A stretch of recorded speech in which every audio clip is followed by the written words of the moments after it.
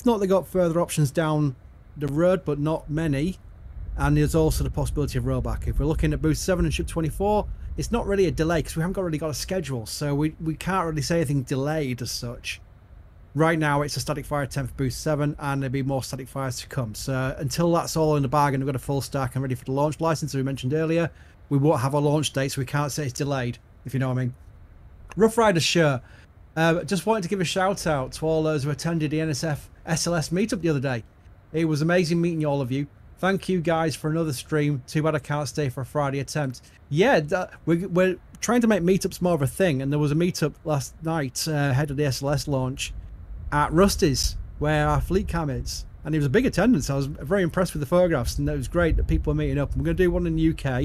I think we're going to start one in London in the autumn, and then maybe one up north later on as well, just cover both ends. But that's something we're going to do a lot more of, meetup, because we've got a great community, and it's nice when you start meeting people and putting faces to names. L Motorsports Fan is the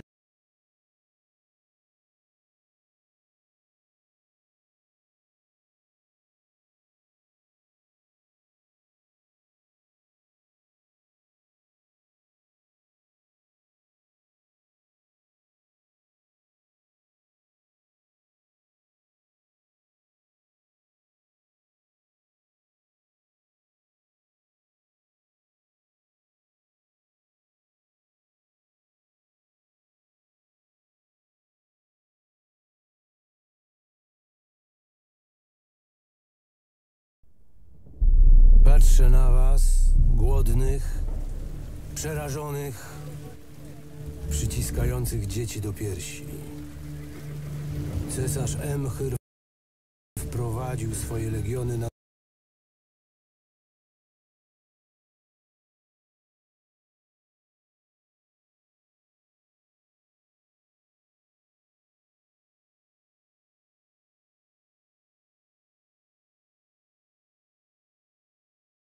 nasze ziemię. Oblega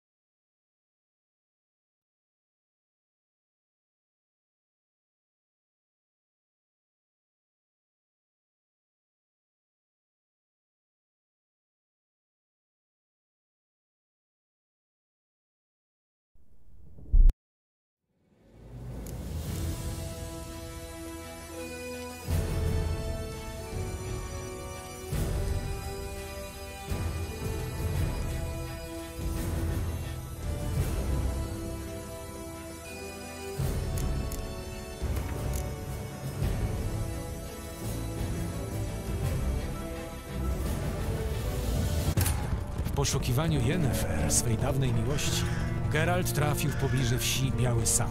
Zdawało się, że czarodziejka wyprzedza Wiedźmina tylko o krok, ale cały czas pozostawała nieuchwytna.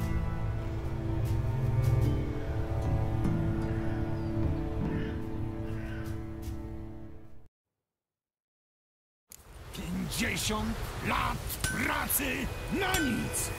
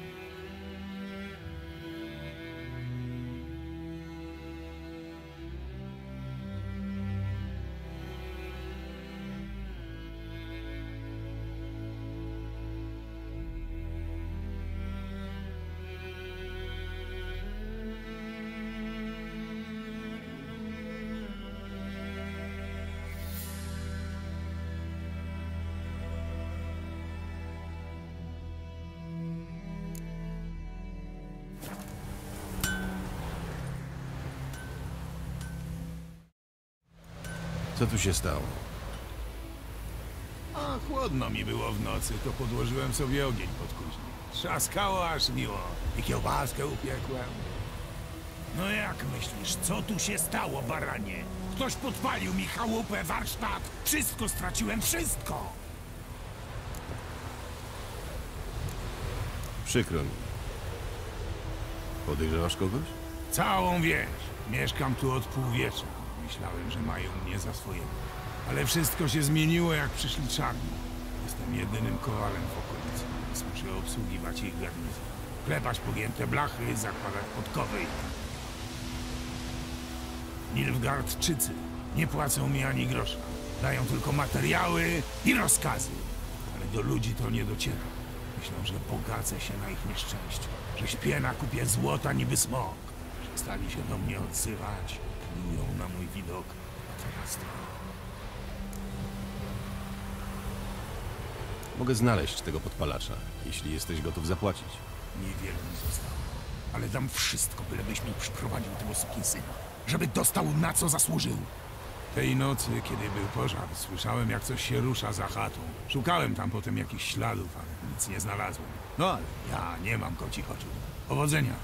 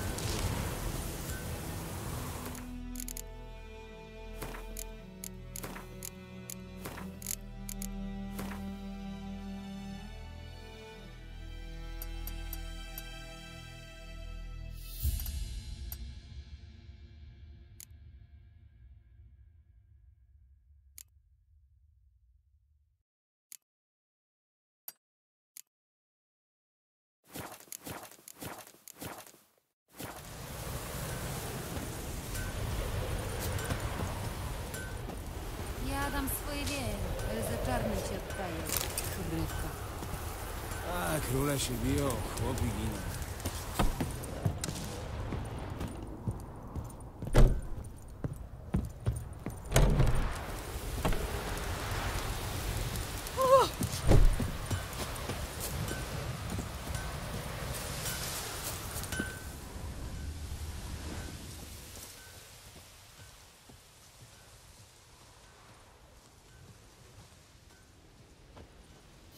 Piłki skrzesiła.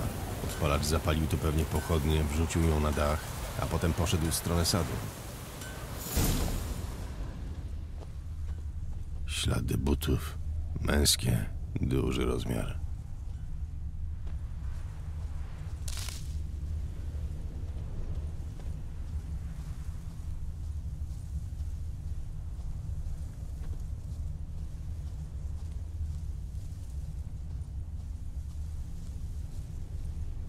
Smród ludzkich szczyn i wódki.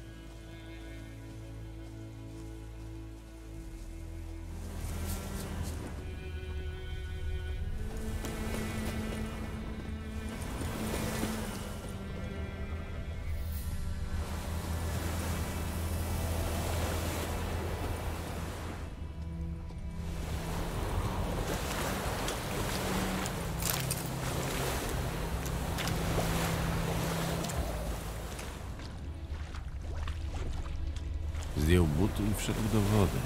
Pewnie chciał zatrzeć ślady.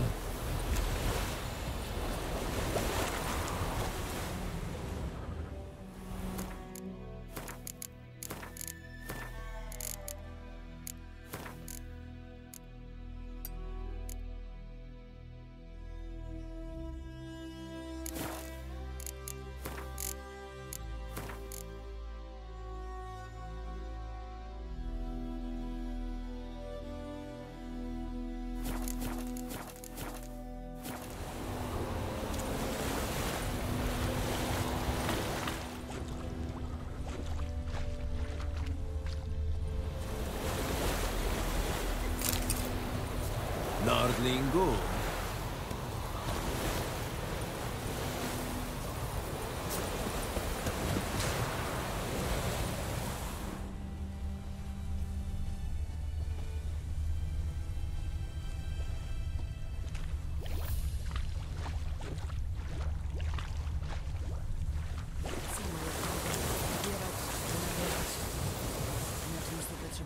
Coś wyskoczyło na niego z szuwaru. Utopce, ale zdołał uciec. Z tego wszystkiego zgubił buty. A gdzie? Już wolę się pokorować, niż mieć z duchem do czynienia. Ślady prowadzą z powrotem do wsi.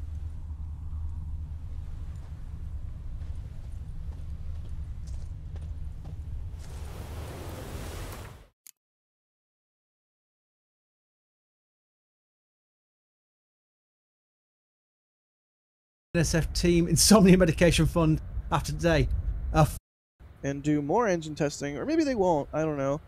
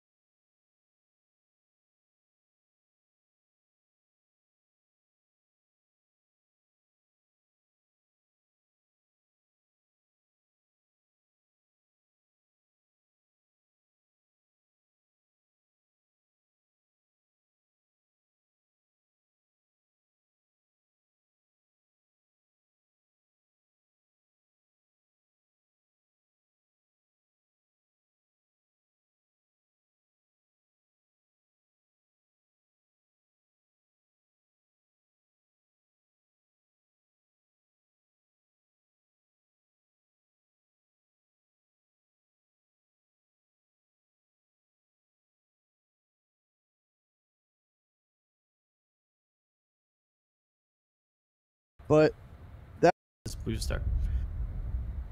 all right, well, that is what we want to see as we progress towards a potential engine test. When is the window today? When does the window close? 2 more hours. So it closes at 8 p.m. local.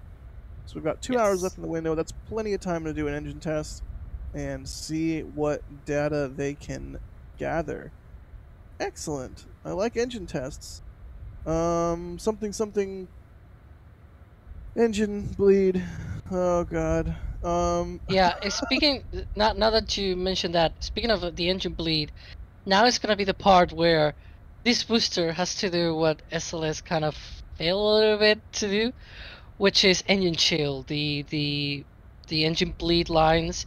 They recollect that from the oil and pipes that we mentioned last week, and it goes down that leg. You see there one of the legs with the pipes. One of those pipes, one of the thin pipes, goes down, and then it basically reroutes the whole thing to the left view here near the tower. So once they enter chill down of the engines, we might see sort of like a cloud of venting from the grass.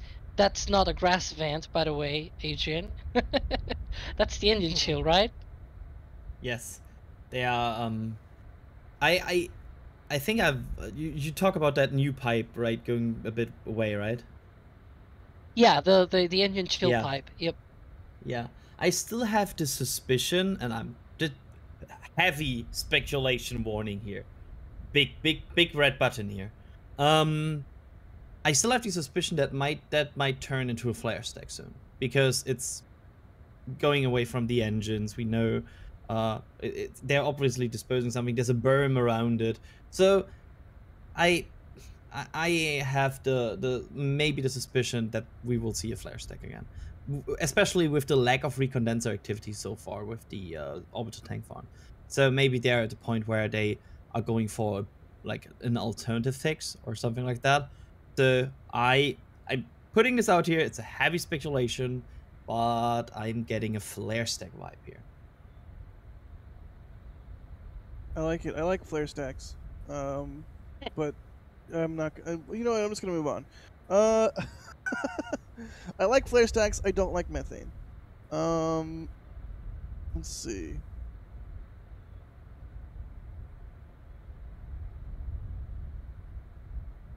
Looking for a couple more questions here. Caleb is asking if we've seen them removing the tiles from Ship 26's nose cone, and Ship 27 looks like it's not receiving tiles, hinting that 26 and 27 might be expendable to get more Starlinks into orbit. I don't know what the logic there is, or if that is even actually the case here. Maybe they're just changing how the tiles go on. I don't know, but it certainly looks like Ship 26 and Ship 27 could be weird ones. They could be weird ships for whatever reason. But we'll just have to sort of wait and see what is exactly going on with those. It wouldn't shock me if some ships initially were expendable. The thing we want to recover, I think mostly at first, is the boosters, right? And either way, booster or ship, whatever is recovered first, is not going to be... Yeah, look at that. The methane subcoolers are completely bonkers right now. That's some significant activity right there. Wow, that's not new, right? But maybe it's just the wind direction that's making it look extra fancy. But that is a lot of condensation either way. I feel like the humidity as well today. I feel like we have such a... There are some days where just the combination of temperature, humidity, and wind just makes this perfect mix of a lot of condensation. And I feel like one of these days is today, because not always is that comes down to the activity, but sometimes the outer conditions. So I feel like we are kind of getting fooled a bit here by the weather and everything, but it still looks cool. Yeah, a lot of times when there's not a lot of wind, the condensation kind of just hangs around low to the ground around the tank farm, and this is sort of, it's just getting blown around, and it looks extra neat. But to return to the question at hand, yeah, I mean, it would make sense to get Starlinks into orbit as fast as possible, and if that means leaving things off a ship and purposefully expending it, that's one way to go. I mean, they're even if they land a ship or a booster right off the bat, they're not going to reuse it, right? Because they've even said they're not going to reuse initial ships and maybe boosters. I don't know. Alex, you wrote an article about this, right? What's your thinking here? Yeah, I actually included a little bit of this. It might not only be the tiles that are gonna be disappearing, but probably even the flaps on those ships. Again, a little bit of, you know, a little bit of salt here to put into this, because it's still very much fresh, and we have to keep looking at what's the status of these vehicles as they progress. But I believe also the question here, I wanted to clear something out. It says, it kind of implies that that this move will be to be able to fit more Starlinks on these ships. And to be fair, in terms of mass of the performance of the vehicle, they have plenty of performance. It's actually the volume. So if you want to carry more Starlinks, you actually have to increase the volume of the payload bay, rather than you know, well, let's remove TPS and tiles and whatever, because we don't get our desired mass to orbit. I don't think they have any problems with that. They have plenty of performance with a Starship in that sense. Yeah, that makes sense. If they want to put more Starlinks in it, they don't. It's not about leaving stuff off. They're going to need to stretch the payload bay, which that could totally happen. we Indeed. I think Elon has even talked about doing a stretched variant. So you know, it's just one of those things where this is a developmental and test program. They are doing various things and prototyping various designs, and if part of the whole process evolves to be, hey, let's throw some Starlink V2s into orbit as soon as possible, especially given their recent announcement in partnership with T-Mobile, it makes sense. It's just, to me, it's kind of like, well, if you're going to do that, why not include the flaps and the tiles so that you can test ship entry and landing and the flip and all of that stuff? But at the same time, as I think that, I also think, well, you know, if you're relatively confident from the low altitude flight tests that you're going to be able to handle the flip and landing, and you know, maybe it's less of an item on the critical path. Although certainly testing the thermal protection system and all the star bricks or star tiles or whatever they're called with re-entry heating, that does seem like something maybe you would want to test on an expendable mission anyways, just to have the data. But you know, I am not a rocket scientist. I am not an engineer at SpaceX, so I will leave it to the people who are far smarter than I am. Looks like Alex, what are you saying in the back channel here? The engine chill vent is getting frosty. Yeah, the line that we talk about that basically puts together all those vents from the engine chill, it seems like it is getting frosty. You can see there it is whiter than before. It's getting frosty. That's what it means. And so we may see that ground vent from the engine chill at any point now, just because of the... Yeah, go ahead, Adrian. It could be a pre-chill, right? It could be a pre-chill of, like, basically get... yeah, a purge of these lines right now to prepare them for exactly that, right? Yeah. I think we see it. Oh, there you go. Yep, there engine chill vent. And what's the timeline per your analysis, Adrian? 15 minutes. So I think that fits very much what I said when we were about to go live. So like 6:30-ish. So yeah, I would still say 6:30-ish. Yeah. So that will mean, since we believe this is gonna be an actual static fire this time around, we might actually get some indications of a siren within 5 to 10 minutes, right? Yeah, I mean, that's based on previous the countdowns. Yes, that's the expectation. But again, they could change stuff. But yeah, right now I would say this was awfully close to a target of 630, and we kind of know that SpaceX really like to target these even numbers with some of the prototypes. So yeah, I would say right now the target is 630. What?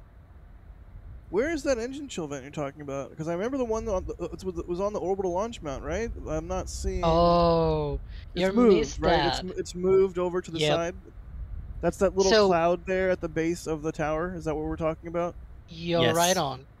Yep, Cool. totally right. You know, sometimes when I'm asking a question, it's not because I don't know. It's because I'm trying to prompt an answer. I didn't miss anything. Thank you. Well, let's but see if you here. did miss, we can help you too. And we can Excellent. help our viewers as well. So if you have any questions, you know what to do. Tag in chat and all of that. Yeah, so if you're wondering where the engine chill vent went, it's no longer on the orbital launch mount. They installed some new plumbing. That was on a daily video recently. And yeah, now it is down there. You can see the little, it's a tiny little wisp at the bottom of the orbital launch tower. Of course, given the scale of things, it's much more than a tiny little wisp, but compared to the massive clouds coming from the LOX and methane subcoolers at the orbital tank farm, it is you know, less. But I digress. Let's see here. Beep boop beep. Looking for some more questions.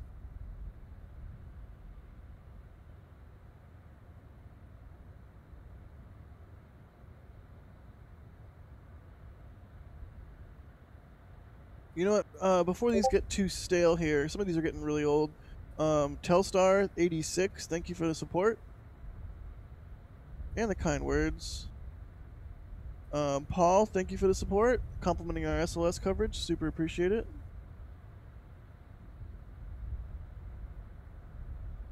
Keith Carson, thank you. We appreciate that support as well. Kara Yeen, what's up? May I interrupt you a little bit? I believe I'm seeing frost on the bottom of the liquid oxygen tank. I'm But the scrubbing, pad vent like, also started again. Yeah, and that's expected, by the way, right?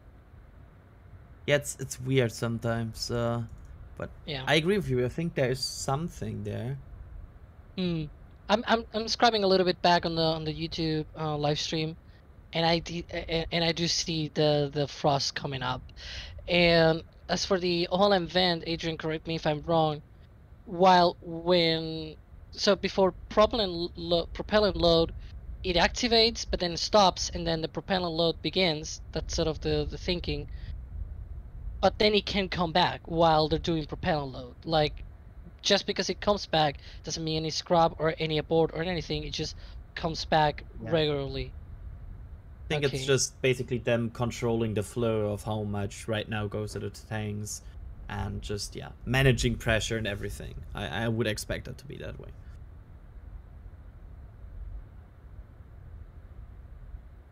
Sorry, Jack, for interrupting you there.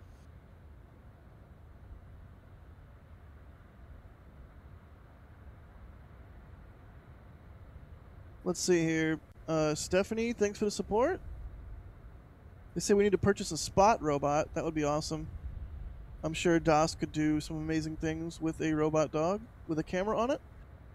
Carrie Yeen, thanks for the support. They're going to come down here for Labor Day and bring their tank top.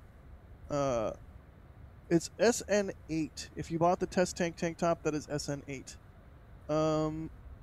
Ron Smith, thank you for the support. Did we get more sleep during the last 24 hours or the entire STS-125 flight? I guess for me, STS-125. Colin, thank you for the support. Missed the shuttle era because they weren't born, but I'm glad they get to see the return to the moon. Or they're glad they get to see the return. Awesome, Colin. I'm glad we all get this exciting little bit of fun here with SLS, however long it takes. Likewise with Super Heavy. Yeah, what an amazing time to be a rocket fan, right? It is. It really is. Liam, thank you for the support. Asking if we eat toast with a fork or a spoon. That is, I don't even. What? John, My thank you for the hands. support. Yeah. I eat it with my mouth. Let's see. John, thank you so much. Have they completed enough of the Earth and Flame diverters to test all of B7's Raptors? That's a good question. Unknown. Yes. We don't know. Although I don't know if we've seen too much work on them recently, but so maybe they've sufficiently protected what they wanted to protect with those new berms. Reby, thanks for the support. Latron Weber, thanks for becoming a Capcom member. You get Discord access to Capcom membership and above, so pop into Discord and say hey, and we super appreciate that support. Holy cow, ZZ3 Astro becoming a launch director member. You're awesome, ZZ3 Astro. You get your name at the end of NASA Spaceflight Live episodes, in addition to all the other cool perks, including Discord access. Francisco becoming a Padrat member. You're awesome. PO Moving Pictures, Red Team member. Giga Chad Saul Goodman becoming a Red Team member. Hey, how about, oh my gosh, Better Call Saul. I don't even want to say anything other than, oh my gosh, Better Call Saul, because I don't want to spoil anything for anybody. You know, people that haven't watched it yet, like Adrian, I'm guessing. Yes. But Overlord Raven, thank you for the support. Dorks, geeks, or nerds, what would you call yourselves? I am a human man. You can call me whatever you want. Byron, thank you for becoming a Red Team member. Lucas, Pat member, thank you. Hey, if you guys want to add some questions to the queue while I'm finishing off these last couple super chats here, that would be great. Lee Saigo, thank you for the support. Say no option to upgrade membership help. Somebody in chat, please help them. We're on stream here.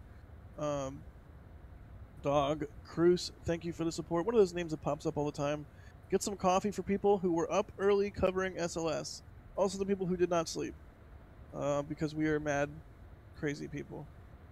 Let's see here. Doot. Iron Kerman. Hi, NSF team. Just wanted to say thanks for providing all this amazing coverage. You guys have inspired me to pursue aerospace engineering at college, and I thank you for that. Have a wonderful day. That's amazing. Good luck in your college education, and hopefully, eventually, your career. So the booster's frosting up something good. We've got frost happening, and we've got the orbital launch mount sort of vent doing its thing. It's on again, but that's not necessarily bad. What was the T0 again, Adrian, that you suspected? 630? Yeah, but with not having a siren at this point, there's always the possibility that they load more. So that's always the kinda issue we have, but I would still say 630-ish. If it's later, it's later. Again, we are still in the very much figuring out phase of this countdown, but I would say still like less than 10 minutes, hopefully. I mean, One like, difference- there's also the possibility that they just don't do a siren, because sometimes they don't. It's not it's not an ironclad rule. One difference that I would like to point out here, just before you go into more stuff, Jack, is that for the Spin Prime test that we saw on Thursday last week, we didn't actually see any frost on the vehicle. So this means that they're actually loading a little bit more propellants now on Booster 7. I'm not sure if that indicates that we're actually going for that static fire test or not, but there's also the possibility as well that even though we have the notice out, they might just do a Spin Prime test, and we shouldn't be too disappointed about that. But we should keep all cards on the table, like all options, and like we're hoping for a static fire test, but if it doesn't happen, it's not the end of the world, right? Let's keep that in mind as well. Yeah, sure enough. That's a good point to make. And maybe they do a Spin Prime, and then maybe they do a static fire after that. We've got time in the window for both. Yeah. And really quick here, Alex, people in chat love it when you say propellant, so let's just have you say propellant really quick. Now I do it right. Propellant. Oh, boo. Aluminium. I know. I Aluminum? was saying both. Both work. I like aluminium just because it's fun, it's different. We need Chris B back. Let's One see. thing that I'm noticing, again, sorry, Jack, from this camera view, actually, I think I'm seeing some vapors from the engines. It's hard to tell because it's a little bit far away, but I'm seeing You're right. vapors coming up from the vehicle from underneath, right underneath. That's not the place of the oil and vent. So they're Yeah, you're chilling right. the engines. Dare I say they're conducting an engine bleed? Yeah, that's Too soon. the technical term. You know, if engine 3 on SLS is not going to successfully bleed, why didn't they just cut it more? Oh, wow. Oh, come on.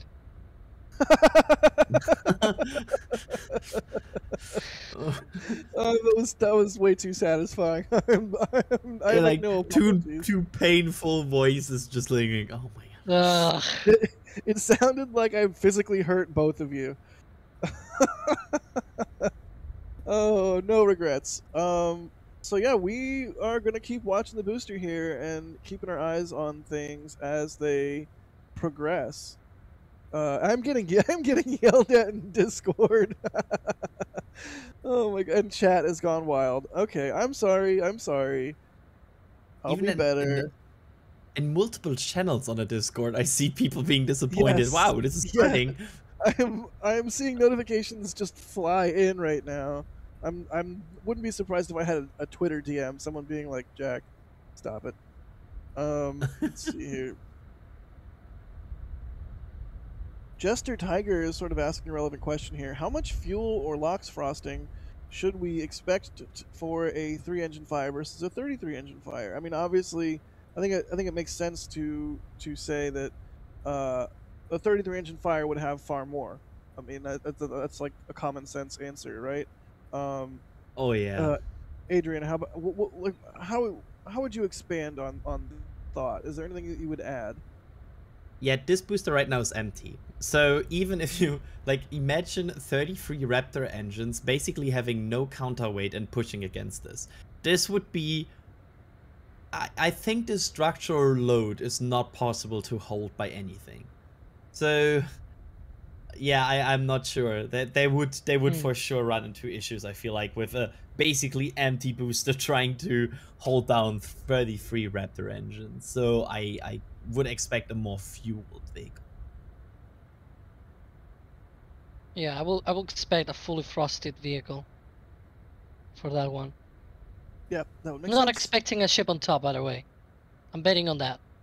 You can Do you put it think- right down. Like maybe not for the first 33 engine static fire, but do you think at some point they would do even just a single engine static fire once the ship is stacked, or no? Oh, What yeah. Do you think?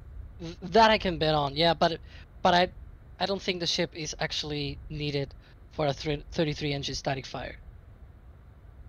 I'm Alright. betting against chances, I guess, but that's what I think. Did the engine chill vent stop? And start again? It seemed like it. At least it has faded away. Yeah, but because a pulse pattern on that might indicate a firing soon. It's like 2 minutes, right, Alex? Yeah, it could be within 2 minutes. And there's another indicator that we might be able to see from the other camera view, which is from the other side. There's like some burst vent, excuse me, and yeah. So from the right side view here, near the QD on the booster, there's like some vent that it's like push and like it bursts, and that indicates that we're within 20 seconds or so from a firing. I'm not sure why that happens. Not fully thought Could about be the that lines quick yet. disconnecting. That could also be the case as well. Yeah. Again, I will have to put a little bit of thought on that. I've been too busy thinking about the orange rocket. That actually yeah. was a call out. There was a call out on the ship countdown. On the ship countdown, it was called in one stream that was basically the disconnect of the vehicle. So that huge burst suddenly was a disconnect of the vehicle from the tank farm. So this might be the case here as well, where they just basically let the vehicle stay on its own and fire. All right, seconds away from 6:30. Let's see if anything happens. Nope. Nope. But still, something maybe soon. Yeah, we just don't know. Indeed. Well, we could still be just moments away, so we'll keep our eyes on the prize, and of course we will shush in case we get any good audio there.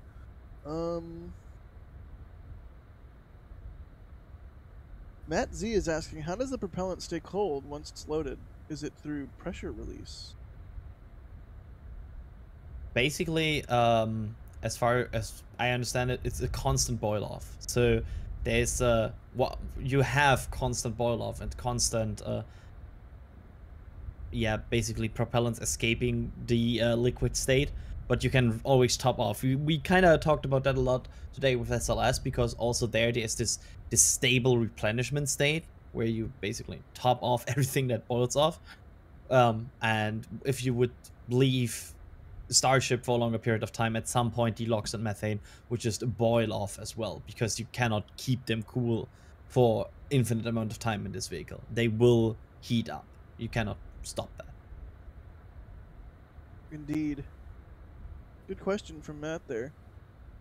I got my eyes glued on the base of the booster there, hoping to see some action.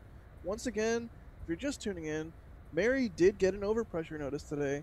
So we are expecting a potential static fire. This could also just be a spin prime test, and they could do a static fire later on in the window. We have an hour and a half left in the window.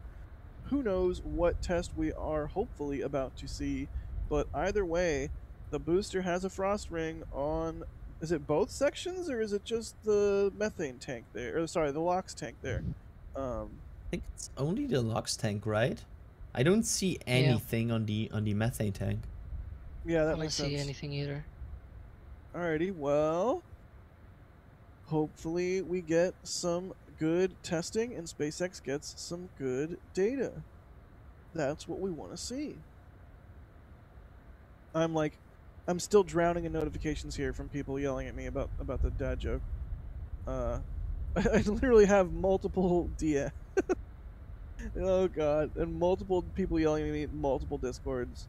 I have no regrets. Let's see.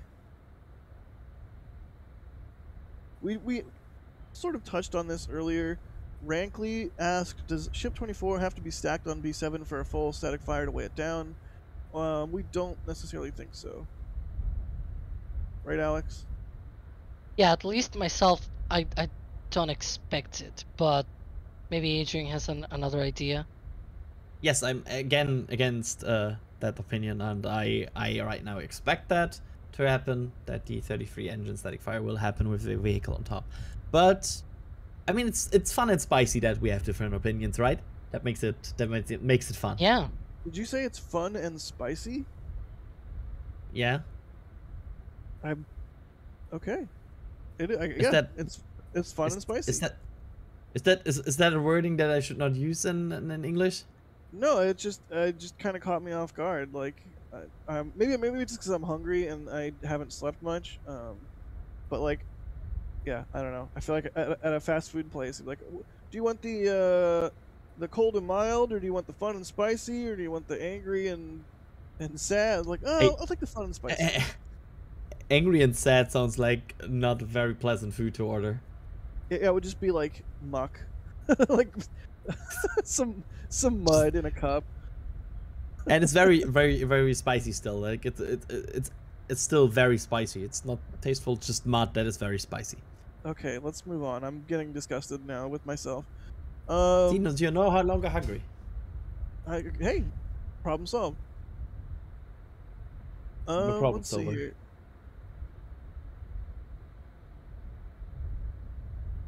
Whitney and John Cook asking, which launch is first, SLS or orbital launch test from Starbase?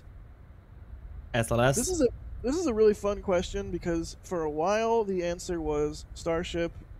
We all kind of thought Starship was the lock, and then recently we all thought SLS was the lock, And now, not knowing how this engine bleed issue with SLS is going to go, I don't know. I mean, they could roll SLS back because of this. They could attempt Yes. again on Friday, and then on Monday they have 2 more attempts before they have to roll back for the FTS to be recertified. But yeah, I mean, if they don't go with SLS by Monday, then the next opportunity is what? Sometime in October? No, there's one more window, I think, at the very end of September, right? Or like Okay. 20th of September. But I think that at some point, because if they roll back for repairs, they might do repairs, and that might take some time as well. So you're kind of also sacrificing that window at some point as well. So I think the next one then starts on the 15th of October. Yeah, so I feel like if they don't make it this window, it might be very easy that they go to the 15th of October. That's my prediction right now. That it might go to October, and even then, I still think that SLS should beat Starship, because I don't. That is exactly my sentiment. Go ahead. Yeah, I mean, do we expect a Starship to fly before the 15th of October? Because I right now don't. Well, in one of the Discords that I'm in, I think all 3 of us are in, we did a bet, and I for that bet I said October 31st was when it would fly by. So I don't know if I would still stand by that, but I think that's sort of like the earliest possible that it could fly is sometime in the second half of October, if they really knock out all the engine tests that they possibly can as fast as they possibly can. But even then, that seems like I don't think I'm going to win that bet. I'll put it that way. So yeah, I think SLS goes first. Alex, what do you think? Oh, and we have a poll in chat. Huh. Alex, do you have any thoughts here? I don't even know at this point. It's hard to tell. It really depends on what news we get tomorrow about the Yeah. situation and how bad it is and what they're going to need to do to mitigate or fix or whatever. I suspect they will try again either on Friday or Monday, the 2nd or the 5th. One of the 2 or both, but I'm not optimistic. I'll put it that way. One thing that I would like to point out right now is that we're not seeing the ground engine chill vent. We saw the Pope vent stop as well, the one from the tank farm. There is a little bit of vapor down there, though, in that engine chill vent area. Do you see what I'm talking about? Between the orbital launch mount legs and that structure? No, that's coming from the OLM vent. So the OLM vent kind of drips a little bit of that liquid nitrogen that they use, and I believe what you're seeing is just it drips to the ground and it boils off. Aha. Okay. So that's what you're likely seeing. The engine chill vent is way more to the left. Is more where the draw works for the tower are located on the left of you. It's more around that point. That makes sense. Let's see here. Go ahead. And I might be seeing things, but I'm also kind of thinking the engine chill vent lines are also getting less frosty. Like I'm scrubbing back and they were more covered with ice before. So not sure what happened, but it might not be a good sign. Let's wait anyways, right? And keep looking. Yeah, sure enough. I mean, they have plenty of time left in the window to get things sorted out and do another test if they did in fact abort. Maybe they didn't. Maybe they're just holding for a moment. We'll see what happens. That's just sort of how it goes. You know, little thing called Texas tank watching. And Michael, thank you in a back channel saying no depress means no abort. So we're likely holding or at least progressing or holding, one of the two, but no abort yet. Yeah. Just sort of waiting to see what happens next year. definitely a lot of condensation coming from underneath the vehicle itself in the engine bay area. If you look at the base of the orbital launch mount right in the dead center there. So that's nice and healthy. Okay, can I address something that I'm seeing right now? I'm seeing quite a few comments about this. So people are claiming that, you know, NASA, the government, will stop Starship because for whatever reason for SLS. Guys, Booster 7 is still not ready for launch. Let's be clear with that, because we've talked about who goes to orbit first, and I think that's what spurred that kind of conversation on the chat.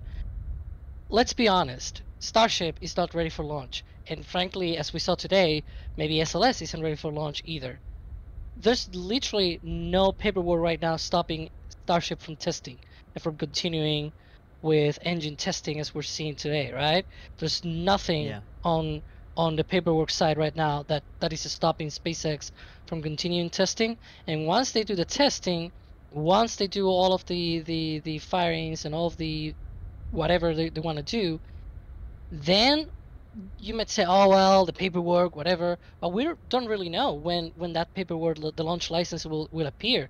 So until it appears, my personal opinion at least, it's that kind of conversation is moot, because there's no point in that. Indeed. Yeah, and also as I was kind of reminded of that, NASA needs Starship. There was also conversation today on the SLS live stream that SpaceX is gonna go for a static fire on Monday because Elon wants to steal the thunder from SLS. No, that's not how it works in real life. NASA wants this rocket to work as many people, like as many of us here want it to work.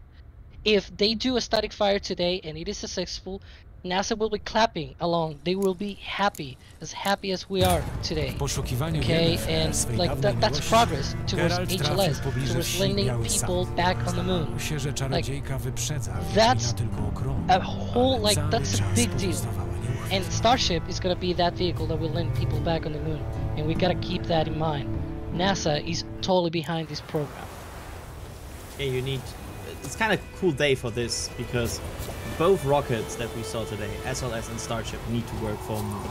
And so one of them not working right now. We still have to go a long way to the moon. So it's yeah, we need both. We need SLS and we need Starship. Let's see here. Ryan Thompson, thanks for the support. DJ Red Rover, thank you for the support. Booster's not at an angle with regards to the tower. Let's not the leaning tower of Booster. Thomas, thank you for the support. If any NSF team member was offered a seat on an orbital flight of Starship, would you take it? Yes. No. Not the orbital test flight, but an orbital flight. Yes. Oh yeah, any flight. Like, I would have. I saw what you said earlier. You said you like floor. Yes, I like floor a lot. Do you really love floor, or are you just saying that?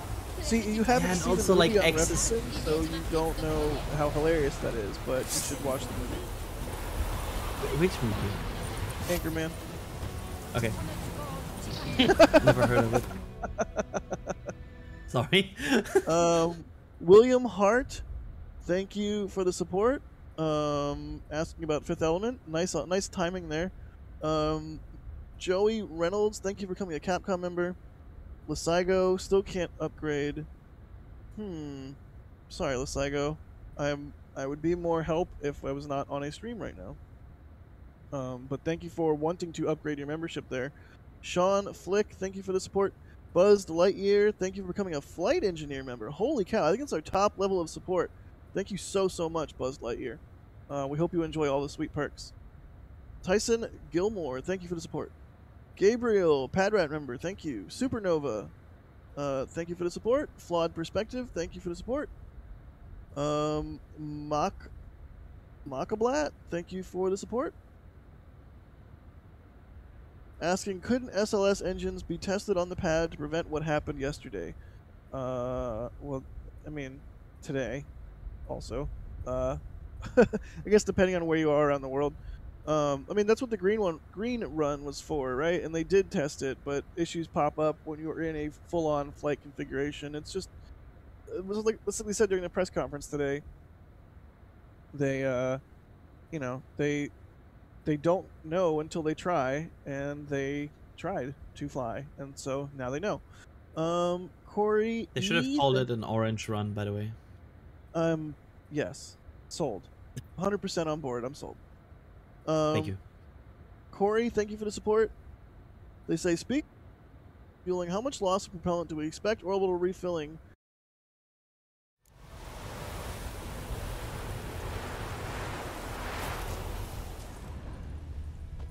Krwawił, ale niezbyt obficie. Rana powierzchowna.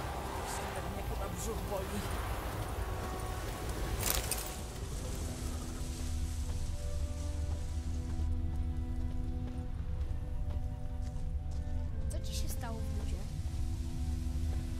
Odmieniec.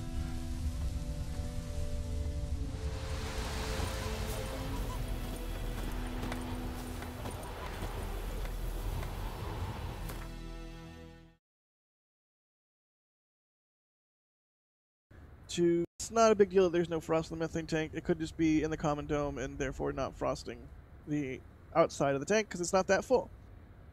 Breaking or Beer King 08, thank you for the support. Is this going to be caught when launched or a test? They might catch it. They might just ditch it in the Gulf of Mexico. The ship, however, is going to end up off the coast of Hawaii in the Pacific Ocean. Brent Picasso, thank you for the support. They say they just need to tap that valve with a hammer. A little bit of percussive maintenance. Nothing wrong with that. It's like Spike says in Cowboy Bebop, my ship works better when I hit it. Go ahead. Was that MK1 where we had that view of them hitting it with a slag hammer? Yeah, I think so. I think you're right. That was hilarious, just seeing an orbital prototype of a prototype of an orbital class rocket just being hit with a slag hammer. Yeah, there was one time when I was in Boca. I think it was when they were working on. I might have been working on SN1, and there was a worker just wanging on the thing with a hammer, and then the hammer broke. It's like you go back like 2 years in the daily videos. It's somewhere in one of the daily videos. But yeah, sometimes even the implement you're using for percussive maintenance breaks, and then what do you do? Joel, thank you for the support. Thanking us for working non-stop day and night. How many likes can we get on this video before the test? Hopefully we see a test. Marcus, and I'm almost done with these here. Saying, once Starship is fully rapidly reusable, will Starship need to perform regular static fires after each catch? If so, will it if there is a booster on the orbital launch mount? I mean, they static fire Falcon 9 before every flight, but that does not mean that that's what they will do with Starship. So it's tricky. It's tricky to say one way or the other how things will go.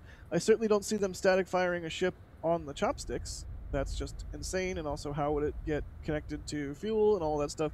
It seems kind of onerous to catch the stick with the chopsticks, put it on the ground, move it over to the suborbital side, put it on a suborbital pad, do a static fire, then move it back over to the orbital side, then put it back on top of the boot. That seems like a lot.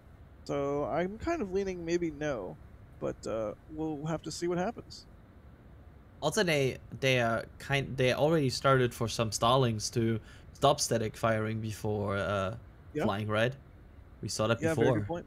Very good point.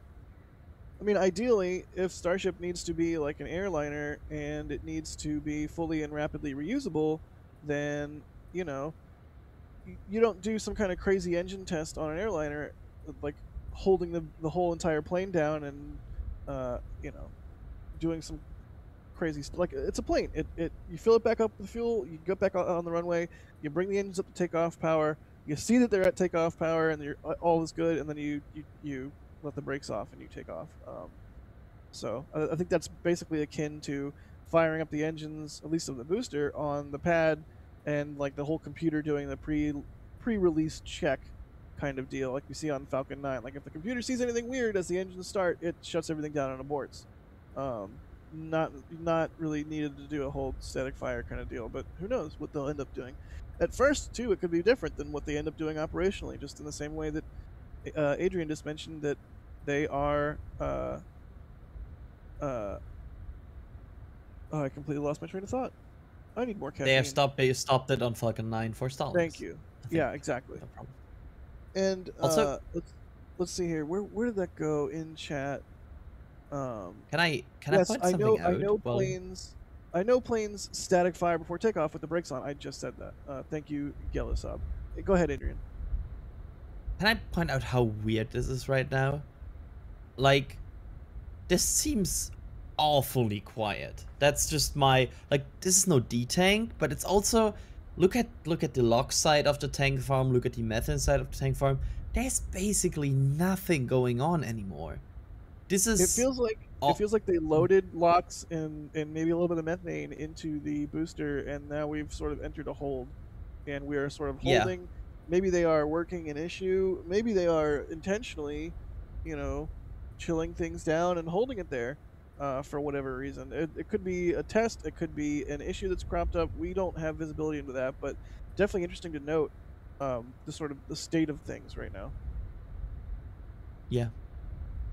Just want to point it out because this is definitely on the weirder side of what we have seen so far with this vehicle. Yep. Tony, thanks for the support. Pickled Tripod, thank you for the support. The Gifted Joiner, thank you. Trevor Boyce, thanks for becoming a Padrat member. Tom the Toad, thank you. Jerwa, thank you. Proud to be funding the NSF sleep deprivation study since 2019. Gordon, thank you for becoming a Padrat member. The Sandwich Maker, thank you for the support. Aaron Shushan, thank you for becoming a Padrat member. And last up, Roseanne Devasto, thank you so much for that generous amount of support there. Appreciating our multinational, our acknowledgement of multinational exploration of space. The sooner we all realize we're really a whole humankind endeavor, the faster we'll progress. Couldn't have said it better myself. We're all are flying through space on a single spaceship that is called Earth together. Yeah, this definitely seems like a hold. Yeah. The question is why now. The question is either because they want to and just, maybe want to just test something, look at something before, or if there's something came up and they were like, okay, stop the count, we need to look at this first. So there are multiple reasons why you can hold, right? Planned and unplanned. But as some people from the Southern Hemisphere will say, I don't want to hold again. So let's hope they resume the testing really soon. Yeah, the problem with a hold with cryogenics is always, as we mentioned before, they are getting warmer right now. So you need to, at some point, replenish them to have still the cryogenics in there because they will be boil off. How's chill lines looking right now? Are they still frosty, not frosty? What's the sitch? Doesn't look frosty to me, right? It looks a little bit frostier, to be honest. I'm kind of like scrolling just 5 minutes ago. It looked more defrosted. Now it is a little bit frosted, like on the left side of that line going up from the... It actually goes the other way around, but you know what I mean, right? I think the methane side of tank farm started to live a bit again, but it's not that much. It's really quiet. I cannot stress this enough.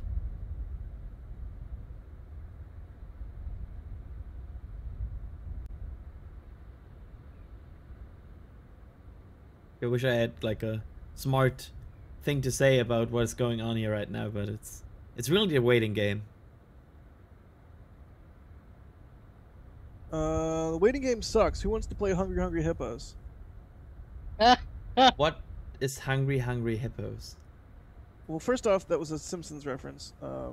Second off, but how do you not know what Hungry Hungry Hippos is? to be fair, I watched it in German, so I'm How not would- sure if the translation is called the same. In German. How would you say hungry hungry hippos in German? Auf Deutsch. Oh boy. Hungrige Nilpferde? I love it. Alex, how about como se dice hungry hungry hippos en español?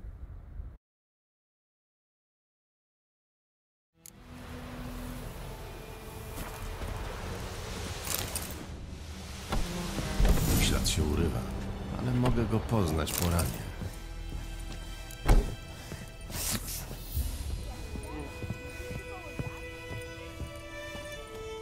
Ślady pazurów utopca. To musi być on. Paskudna rana. Wpadłeś na utopca? A chuj cię to obchodzi? O, nie tylko podpalacz, ale i mistrz ciętej riposty. No chodź, Kowal chce się z tobą rozmówić. Ja z nie ludźmi nie gadam, bo to kurwie syny są. A krasnoludy z nich najgorsze. Chciwe niby sroki, dla złota wszystko zrobią. Wykują miecze, którymi czarni nam gardła poderżną. Dobrze mówię? Słuchaj, dogadajmy się jak człowiek z człowiekiem. Nie wydasz mnie, to ci zapłacę. Mateczka mnie odumarła niedawno, sprzedałem jej narzędzia. Trochę już wydałem, ale co zostało, będzie twoje.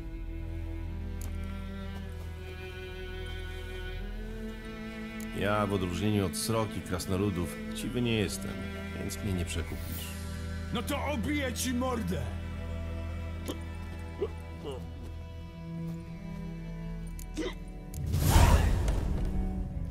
Spokój i chodź za mną.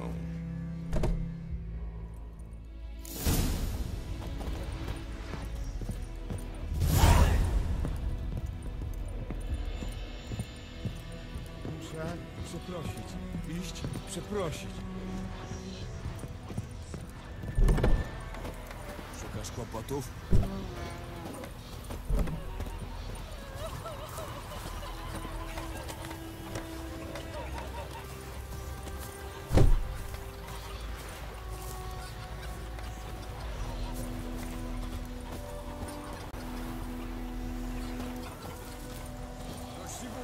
Wychylisz ze mną kufelek?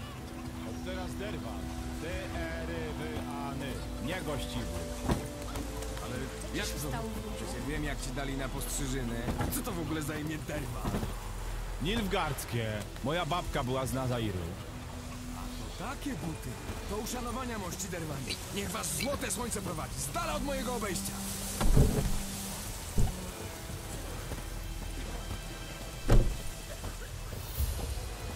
Cisza na morzu, cisza w komnacie, cysarz Emhyr na rogu W odgrodzie do gołej ziemi. Coś ty powiedział? Co ci było?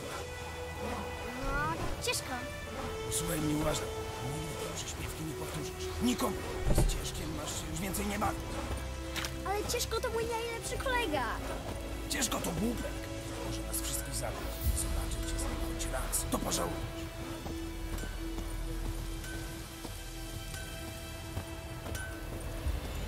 Piekielnik żmilooki.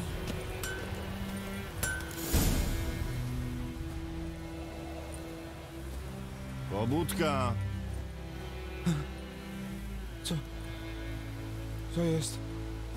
Proszę, oto wioskowy piroman we własnej osobie. Nie pełka? Ty? Nigdy od twojej matki grosza nie wziąłem. I tak się odwdzięczasz? Dość tego. Hora, żołnierze! Pozwólcie! Nie, Filip, błagam, wypiłem! Nie wiedziałem, co robię! Mówiłem wam, mistrzu Willi, pomożemy w odbudowie, jak dostaniemy posiłki. Materiały już zamówione. Nie o to chodzi. To podpalacz. Wiedźmin go złapał. Ta kuźnia była kluczowa dla garnizonu. Jej zniszczenie to sabotaż. Więc obejdzie się bez sądu. Na drzewo z nim.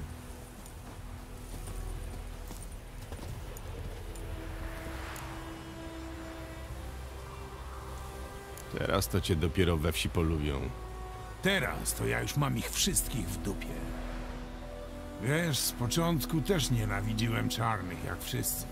Teraz myślę, że może wreszcie zaprowadzą tu porządek, że nauczą tych nierobów moresu. No, ale mniejsza z tym. Twoja nagroda. A tak poza tym, parę rzeczy udało mi się z pożaru wynieść. No i kowadło jest wciąż całe, więc coś tam mogę na nim wyklepać. Jak czegoś potrzebujesz, to powiedz, dam zniżkę.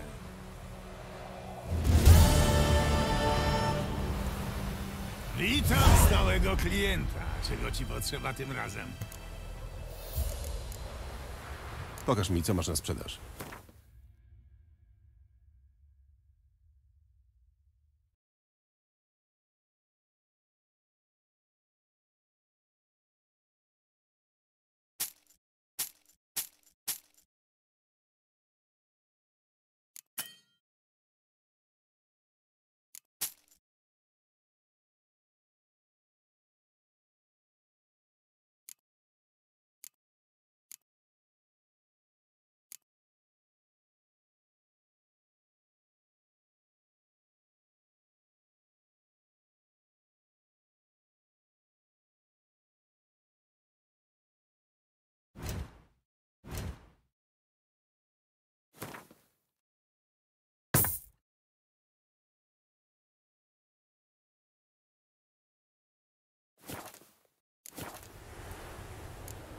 Bywaj.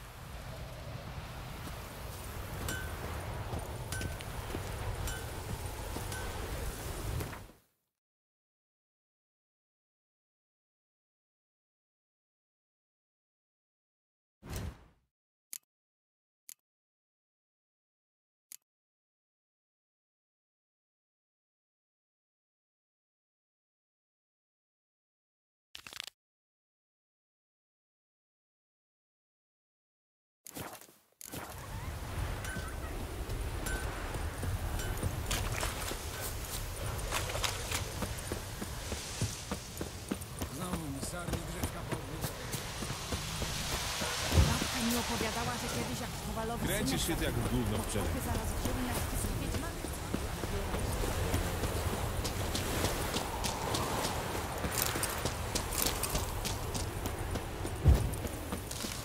En mi diete stuatesem.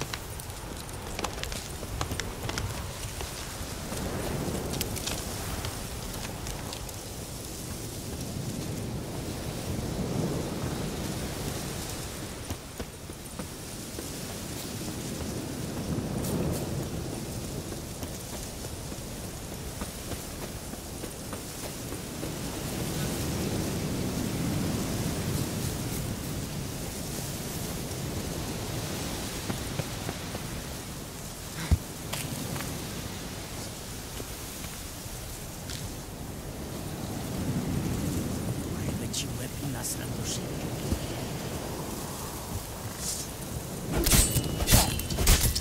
Nie odpuszczać!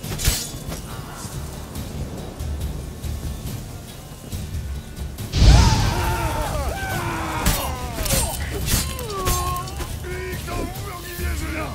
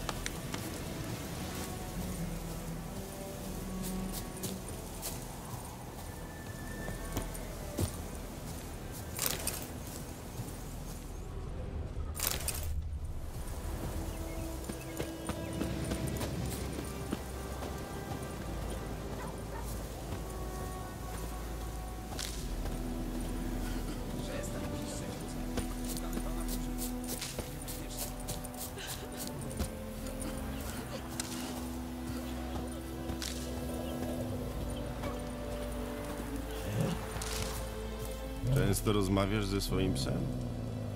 To nie mój pies, tylko brata, Bastiena. Chociaż teraz to już chyba mój. Widzisz, Bastien bił się w wielkiej bitwie z czarnymi tu pod wsią zaraz. I od tego czasu słuch o nim zaginął. Mówiłem mu, zrób jak ja. Utnij sobie palec albo dwa, to cię nie wcielą. Ale bał się. Cholera jasna. Na twoim miejscu rozejrzałbym się na pobojowisku. Byłem tam. Morze trupów i trupojadów. Słyszałem kiedyś, że boją się ognia, więc próbowałem przegonić się pochodnią.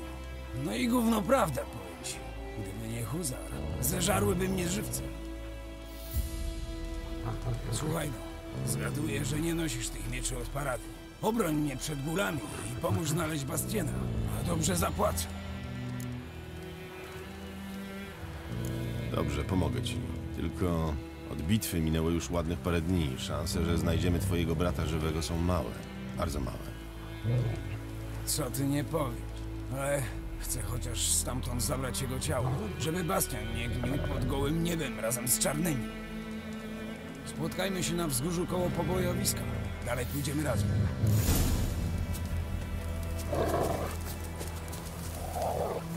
Szukasz kłopotów?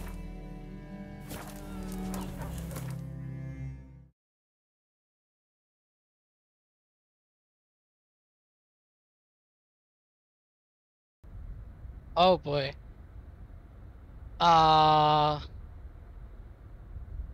Hipopótamos hambrientos. Es que.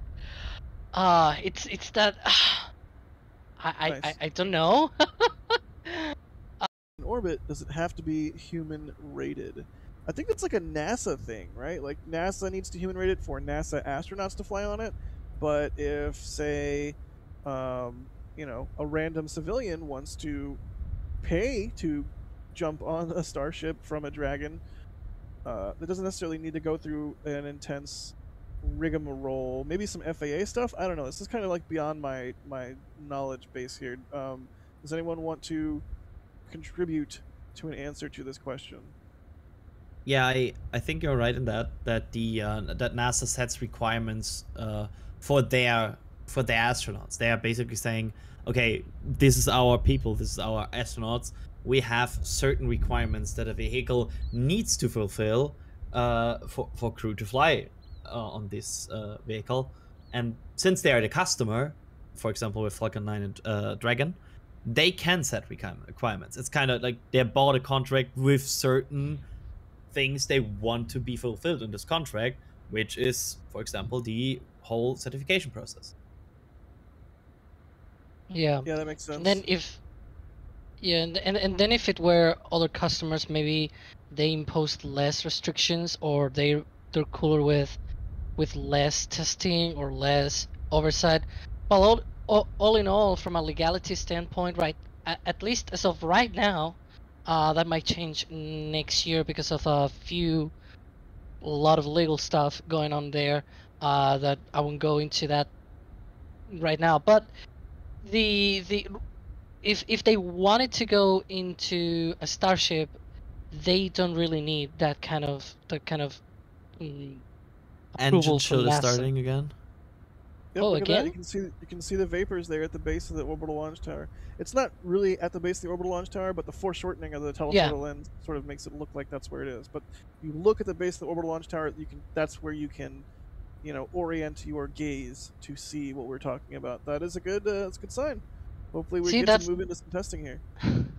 It's funny because that's the only point right now during the live stream that I stood up, because I've been for a long time on my channel. So far we are just waiting on like the final actions before this vehicle will fire. But yeah, So very you're calm. so you're telling me there's a chance. It's something. It's a Simpsons channel, and they play episodes of The Simpsons that were recorded in the 90s. So they have 90s commercials, and I watch those almost for the commercials more than the episodes of The Simpsons. Now I suddenly really want to see like an old German commercial for Hungry Hungry Hippos. I feel like that would give me weird nostalgia vibes, even though I obviously didn't grow up in Germany. Anyways, Booster, do something, please. Oh, well. Go ahead, Alex. Yes, please. I was about to say the version in Spanish is tragabolas, which means eating balls. basically, which is what the hippos do. Yeah. Nice. People in chat are giving me guff for not remembering the channel name. It's Daily Simpsons, okay? Get off my back.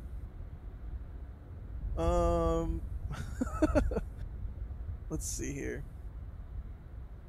If you have any questions at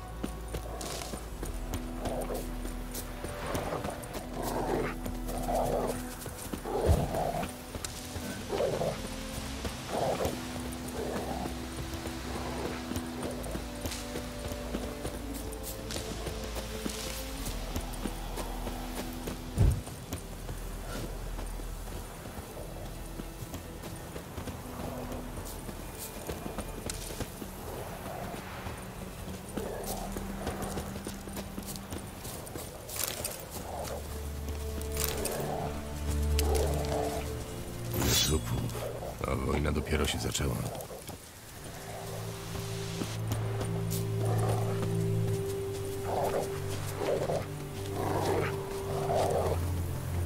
Dobrze, że jesteś, Bastian.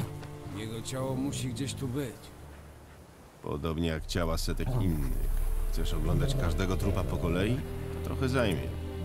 Spokojnie. Wszystkie chłopaki z poboru z Białego Sadu namalowały sobie na tarczy mały kwiatek, żeby w bitwie z dala się widzieć. Było ich tylko paru, więc jak będziemy patrzeć za tym znakiem, zaraz go znajdziemy. Nie obraź się, ale zdarza się, że żołnierze porzucają swoje tarcze, zwłaszcza kiedy przegrywają. Sama tarcza też wystarczy. Wtedy huzar zwietrzy ślad i nas poprowadzi. No chodź! Im szybciej to załatwimy, tym lepiej.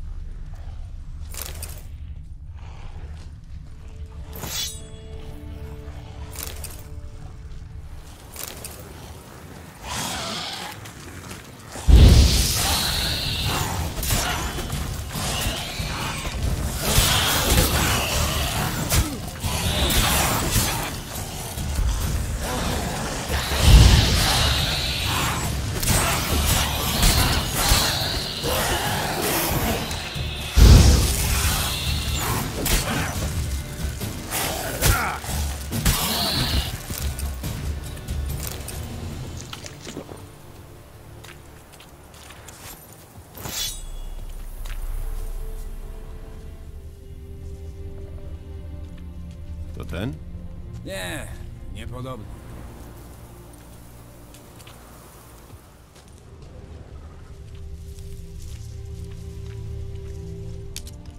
No i co, huzar? Czujesz pan? Skóra spalona do szczętu. Wiem, że ciężko powiedzieć, ale może to on. Bastian był spory chłopak. Szeroki w barach, a ten tu jakby mniejszy. Ale może to przez ogień.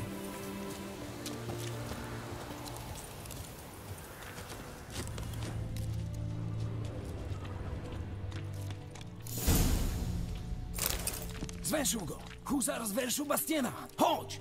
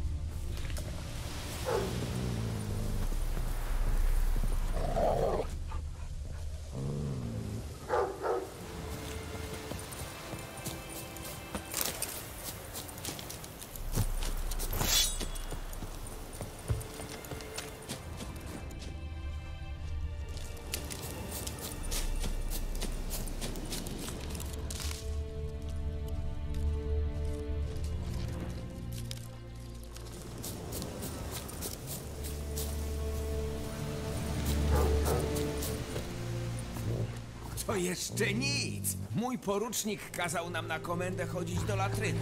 Ostrzeliwują nas balisty, a on tylko żołnierz z pełnym żołądkiem do bitwy iść nie może. Macie siedzieć, aż wy siedzicie. Wyobrażasz sobie? Bałwan. Przestań już. Żebra mnie bolą, jak się śmieję. Trzeba założyć opaskę uciskową, ale to później. Jak wytłumaczysz, o co tu chodzi? Bastian, on cię pojmał, ten Nilfgaardczyk? Nie. Uratował mi życie. Dostałem w bok, potem w głowę, ale także przestałem widzieć. Rosyn wpadł na mnie, jak czołgał się przez pobojowisko. Ma skręconą kostkę. I tak ślepy prowadził kulawego, aż znaleźliśmy tę chatę. Zabieram cię do domu. Trzeba zająć się twoimi ranami. Nie zostawię tu Rosyna. Sam tu zginie. A do swoich iść nie może. Zdezerterował. Powieszą go. A jak znajdą go u nas, wtedy powieszą wszystkich razem z moją Lisję. Nie ma mowy. Czarny zostaje tutaj.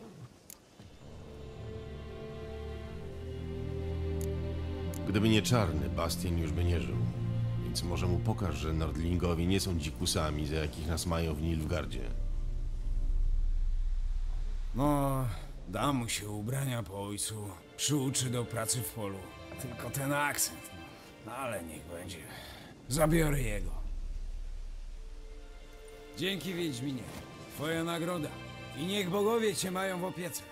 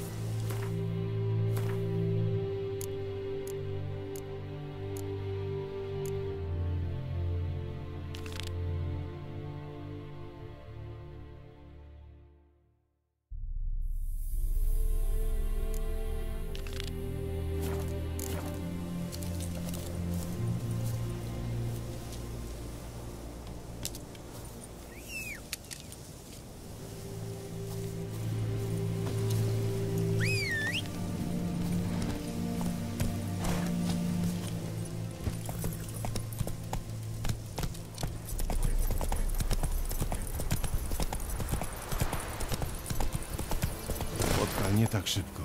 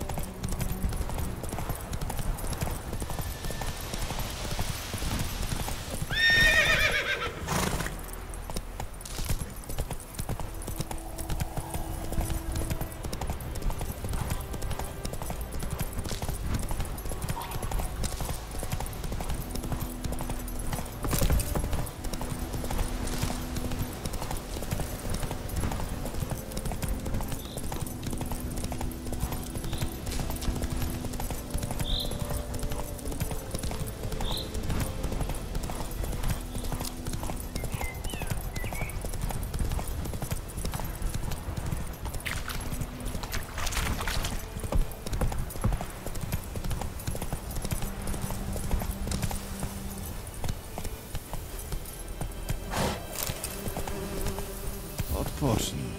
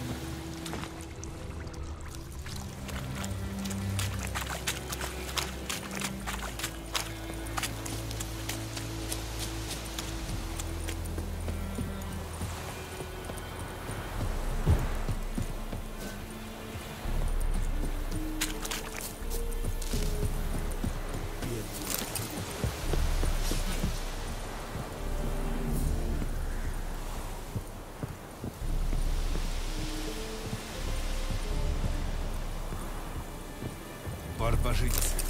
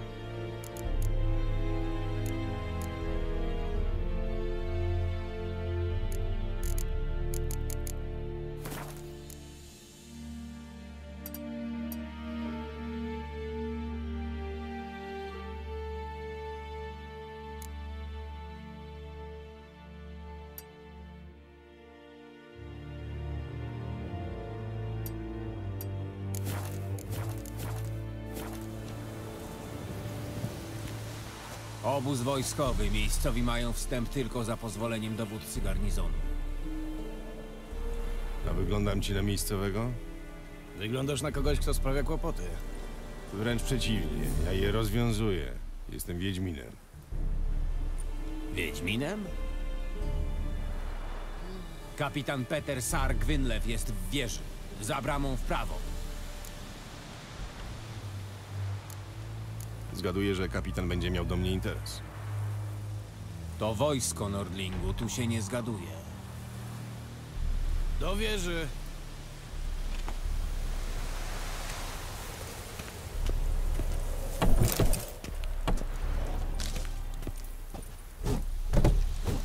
Cesarz nas poprowadzi prosto na Nowi Gra.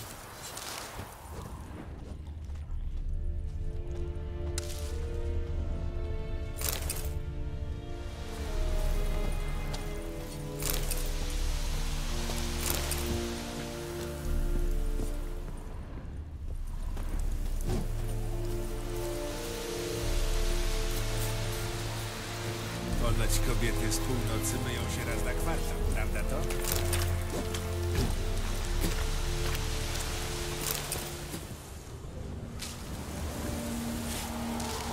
Będziemy musieli zarekwirować część naszych miast. Tak jest, wasza ekscelencjo. Wiem, Hasło. Nie znam żadnego hasła. I tak tu sobie po prostu chodzicie? Ciekawe po co? Cesarskie miecze liczyć? W armii takich stawia się na szafocie. A takich, co handlują wojskowym sprzętem? Widzę, że umiesz się licytować. A jak ci idzie targowanie się?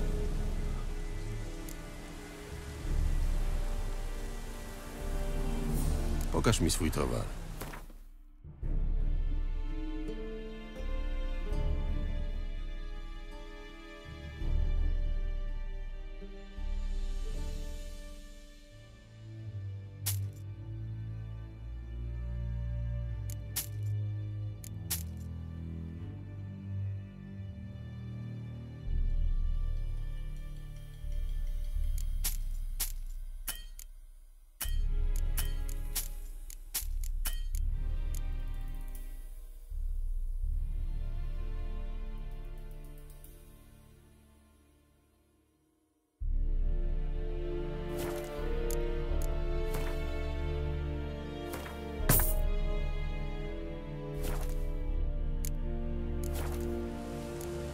Jak tam nastroje w obozie? Myślicie, że wygracie tę wojnę? No aha, czyli jednak szpieg albo prowokator. Pytam z czystej ciekawości. Aha, no więc możesz powiedzieć tym, których to interesuje, że wojnę wygramy, a to z powodu tego, że Radowid jest pierdolnięty, o czym wszyscy wiedzą, a my mamy doskonale wyszkoloną i zaopatrzoną armię. A właśnie, chcesz coś kupić? Bywaj.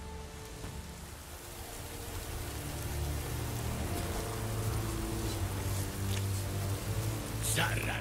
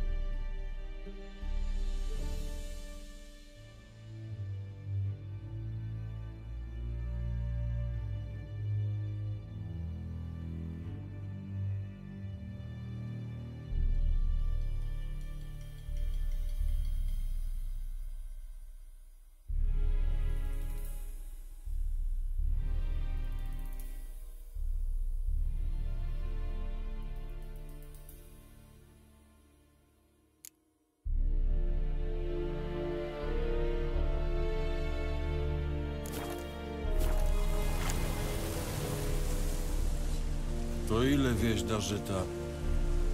I ile powiecie, wasza ekscelencjo? Spójrz mi na ręce. No spójrz. Widzisz te odciski? To nie są ręce żadnej ekscelencji, tylko rolnika. Więc rozmawiajmy jak chłop z chłopem. Ile możecie dać? 40 korców. Byłoby więcej, ale nasi, to jest Temerczycy wcześniej już zabrali i... Dacie 30 i też będzie dobrze. No, przybijmy targu. Spodziewam się transportu niedługo. Dziękuję. Pięknie dziękuję.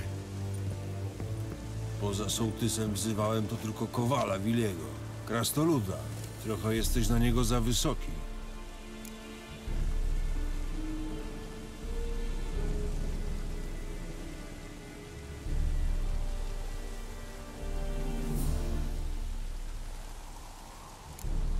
Jemu też coś skonfiskujesz? Jeśli to będzie konieczne, oczywiście. Jest wojna, jeśli nie zauważyłeś. Coś ty za jeden, mów. Geralt z Rivii, Wiedźmin. Wadgern. To tłumaczy, czemu nie słyszałem kroków. Czego tu szukasz? Yennefer z Wengerbergu. Gdzie pojechała? To tajemnica wojskowa. Nie wywaliłeś mnie jeszcze za drzwi, nie wyzwałeś straży, czyli złożysz ofertę. Gdzieś w okolicy zaląkł się gryf. Zabij go, a wtedy zobaczę, co da się zrobić. Czemu tak ci zależy na tym gryfie? Bo zależy mi na ludziach. Ta bestia zabiła już 9 osób, w tym kilku moich żołnierzy. Żeby ją utłuc, musiałbym wyprowadzić cały garnizon, przeczesać las, puścić nagonkę. A to niemożliwe. A co, za duża fatyga? Nie, za duże ryzyko. Nie mogę rozpraszać sił. Wojska temerskie zostały rozbite, ale ludzie tylko czekają, żeby chwycić za broń. W sprawie gryfa mogę więc albo siedzieć z założonymi rękoma, albo nająć profesjonalistę. Umowa stoi, ale nim zacznę, parę pytań. Wiesz, gdzie gryf może mieć leże? Z początku trzymał się Lisiego Boru. Wysłałem tam patrol 5 młodych chłopaków. 2 dni później znalazł ich myśliwy. Gdyby nie nasze blachy, nie poznałbym ich. Od tego czasu gryf atakuje, gdzie popadnie. Na wsi, na polach, na trakcie. Czyli porzucił legowisko. Trzeba zastawić pułapkę. Po to nie wnoszę, że to nie będzie proste. Czego ci trzeba?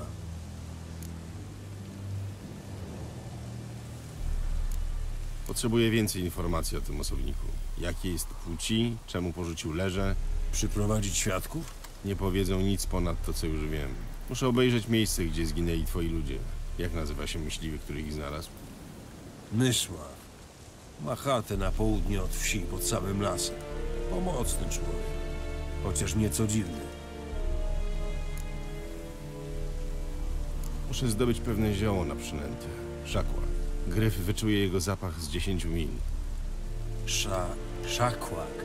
Pierwszy słyszę. Ale nie jestem jeszcze zbyt biegły we wspólnym. Najpierw pewnie opanowałeś podstawowe zwroty.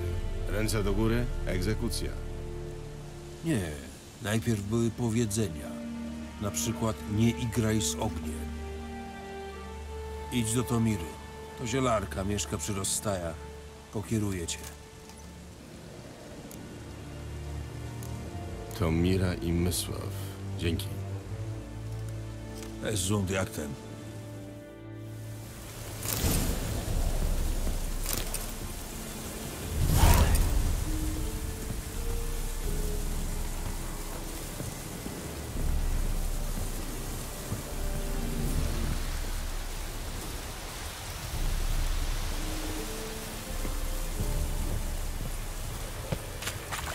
سيمضي مكان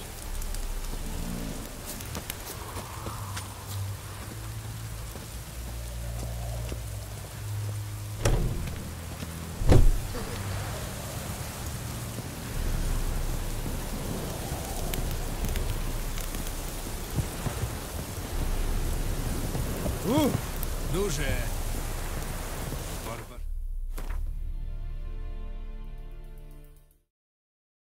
NASA spaceflight, throw your question in chat while we wait for the booster to hopefully fire up.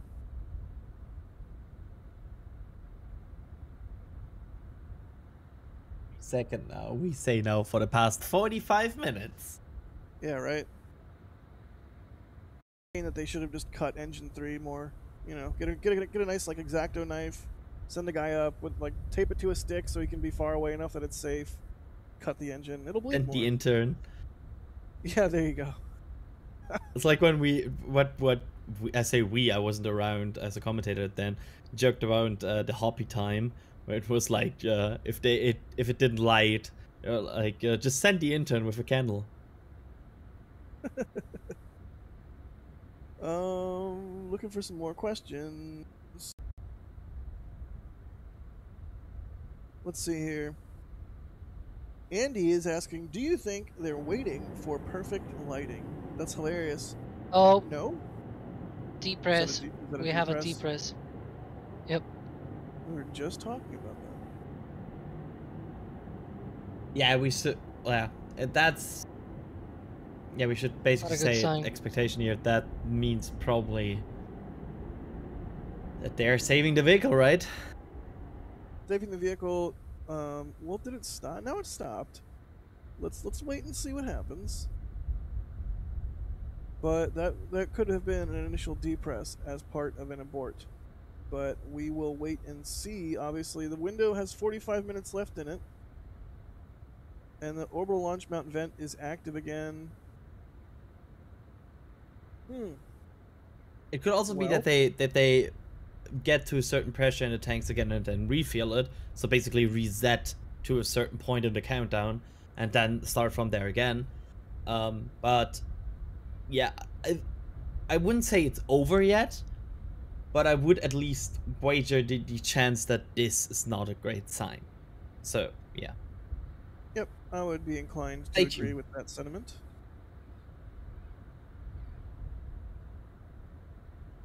It wasn't like a full depress, like sustained, open the valves and let everything kind of bleed off. So, yeah, it could. I mean, locks. Field Rails in chat saying, I don't think that was a full depress. No way, that was not. That was just a quick little pressurization vent, depress vent, whatever you want to call it, but not a full one. Let's see, there was another one that I wanted to pull out. Did we see that during tanking previously, or was that more non-tanking then, to call it like that? Right there on the right side of the frame. We on the left side of the. Oh, coming off one of the tanks itself. So we can see the other side of the tank farm for a moment. Oh, coming off one of the tanks itself. Yes, there's on the left side of the tank farm. There it is. So that's and wow. Okay, talk about commentator jinx. Yeah, right. That was the most commentator jinx I have ever experienced so far. That was insane. But Well, there was that a vent, I swear. Was that the second tank on the left? The first tank on the left. Yeah, I think it was first. Oh, okay. First. Well, Adrian, if your commentator jinx does not involve a vehicle exploding, then I think we're all good. Achilles Soul in chat is saying this day is cursed. I'm kind of inclined to agree. Yeah. You know, I realized the other day was the 3rd anniversary of the Starhopper flight. Yep, the 28th, right? I believe so. Good old Starhopper. Yeah. The 28th. Still there, still going strong.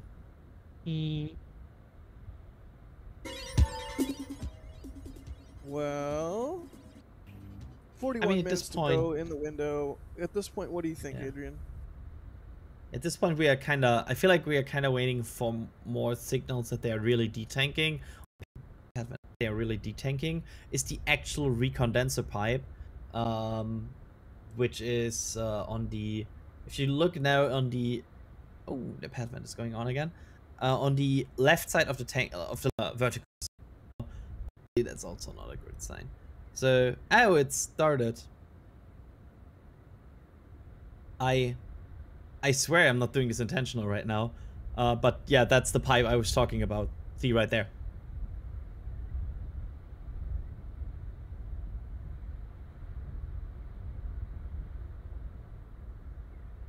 Let's see here.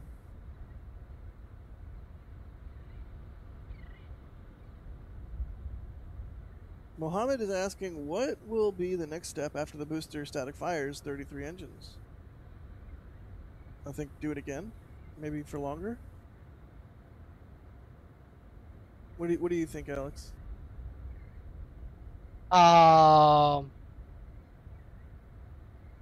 That's a good question. So that's after whenever we see the 33 engine static fire test, right? That's sort of the gist of the question. Yep. I'm thinking another static fire test, and I wouldn't be surprised if it's actually longer than just a short one. Another static fire test of all engines, by the way, like not just again one engine, 3 engines, and so on, but like once they do 3. The other day, kind of is you've seen a countdown. The actual pipe going like this so far was not a great sign. And also we saw depress vent, the engine chill vent is no longer going. There's, yeah. We're going. The clown, thanks for the support. the interview. We asked on Go ahead.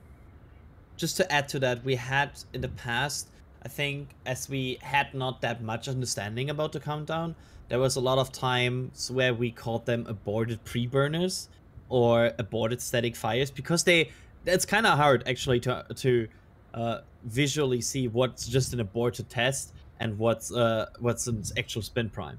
Because, I mean, an aborted static fire will look like a spin prime. So sometimes I feel like they also got confused back in the day, especially in the Hopper days when we had basically no clue of how all of this works. Yep. Alan, thanks for the support. Connor Mercer, thank you for the support. And Ninja Decimator, thank you for the super chat there. Welp.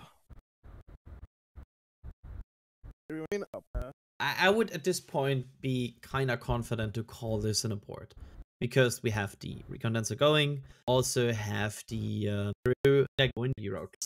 Appears to be a tanker though, or is just my imagination? Yeah, no, there's a tanker, but it's not quite at the roadblock. He's kind of just like hanging out over there. There, like with some onions and just some herbs. Very simple, but that's. Okay. Paragon is asking about the Starhopper picture with the Milky Way being added to the store. It has not been added to the store yet. We know what the old B1049, and it flew. I'm actually talking while muted. Excellent. Well, thank you for answering that. We're not going anywhere. Indeed. Guys on things and Q straight AG. That's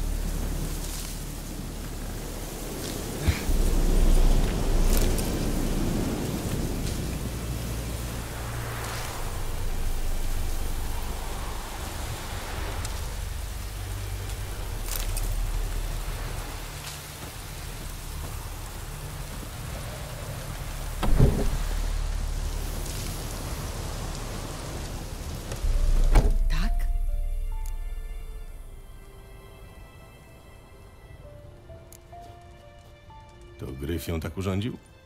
Lenę? Tak. Dopadł ją, jak szła nocą przez las. Nocą? Przez las? W czasie wojny?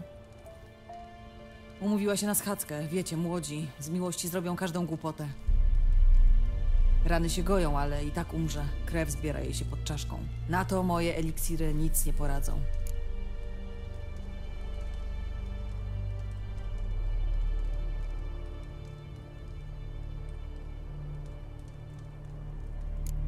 Mógłbym spróbować jej pomóc. Jaskółka leczy nawet wewnętrzne obrażenia. Ale Wiedźmińskie eliksiry nie są dla ludzi. ona i tak umrze. Tak, spokojną śmiercią, pod wpływem twoich specyfików. A jeśli podam jaskółkę i coś pójdzie nie tak, cała wieś będzie słyszeć jej wycie. Rozumiem. Zrobisz jak uważasz.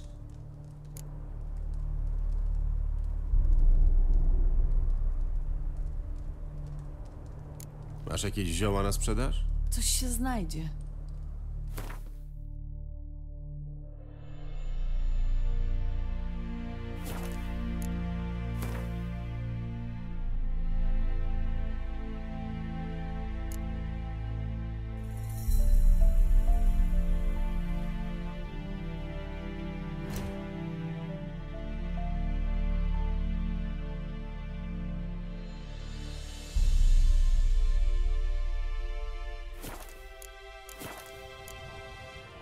Powiesz mi coś o sobie? Jaka jest twoja historia? Smutna. Kojarzysz świątynię Melitele Welander? Czy kojarzę? Nie zliczę, ile razy tam byłem. Ile razy matka Neneke zakładała mi szwy. Musieliśmy się bijać. Uczyłam się u niej na uzdrowicielkę. Ale miałam 18 lat, jak mnie przyjęli, a wtedy nie nauki ma się w głowie, tylko miłość. Był taki jeden chłopiec, Gosław. Jak zdejmował do pracy koszulę, nowicjuszkom wszystko leciało z rąk. Rzuciłam dla niego świątynię, spędziliśmy cudowne lato, a potem on rzucił mnie. Neneke nie chciała mnie przyjąć z powrotem, a rodzice dali tylko płaszcz podróżny i chudy mieszek. Bez słowa. Długo nie mogłam znaleźć dla siebie miejsca, aż trafiłam tu. Ot, cała historia.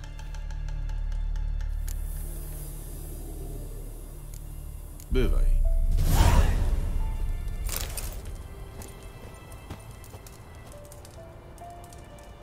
Tak?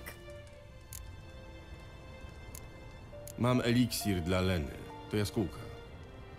Zwiastun wiosny i symbol odrodzenia. Adekwatna nazwa. To się jeszcze okaże. Tak jak mówiłem, może jej zaszkodzić. Bardzo. Na mnie to działa natychmiast. Ale ja mam szybszy metabolizm. U niej efekty wystąpią dopiero po kilku dniach. Czemu się w końcu zdecydowałeś? Uznałem, że lepsze to niż bezczynność. Podobasz mi się, Wiedźminie. Masz to taki mały podarek za to, że nie jest ci wszystko jedno.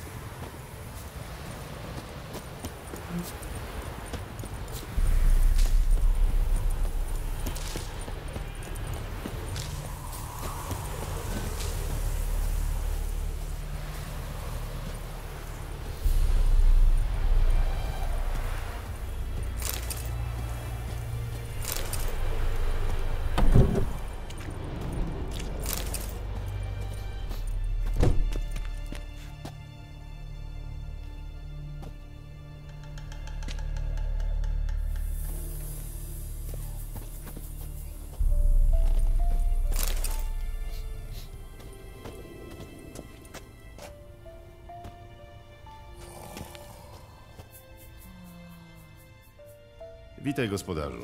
Wyczytałem, że macie tu kłopot ze studnią. Ano mamy. Straszy tam. Od dobrych 20 lat. 20? To czemu akurat teraz dajesz zlecenie?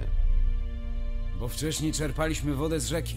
Ale po bitwie tyle w niej trupów wpływa, że truć poczęła. Moja córka, Luba, wypiła pół dzbanka i całkiem zaniemogła. Czoło rozpalone. Jadła utrzymać nie może. Z dnia na dzień marnieje. Zielarka mówi, że człowiek w gorączce dużo pić musi. I nie piwa ani jabłecznika, ale wody właśnie. Koniecznie czystej. A skąd ją wziąć, jak nie ze studni? Tylko ducha wpierw przegnać trzeba. A on nikomu podejść nie pozwoli. Opisz mi tego ducha. No, bardzo jest straszny. Bardzo. Chodzi mi o jego wygląd. Przypomina jakby kobietę, ale taką, co właśnie z grobu wstała. Suknię ma brudną, w strzępach. Skóra płatami schodzi jej z kości, a wyje jak na mękach. Jakaś zjawa, albo może Alp. Jakby go nie zwali, mistrzu.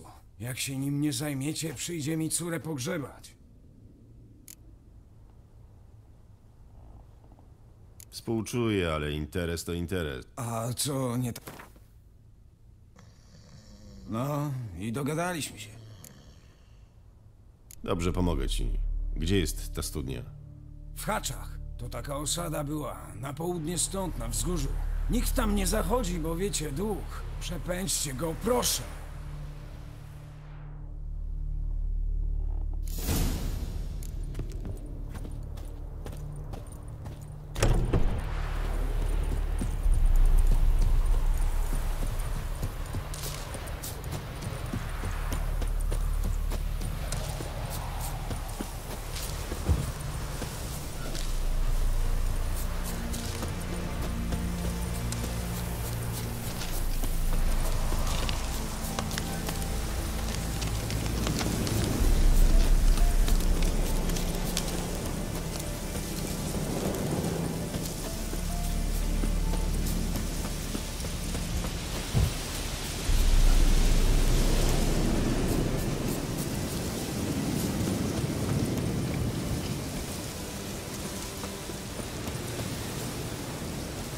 Oto i osławiona studnia.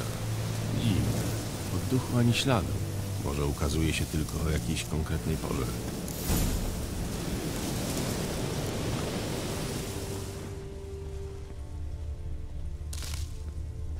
Trawa dookoła studni jest wypalona.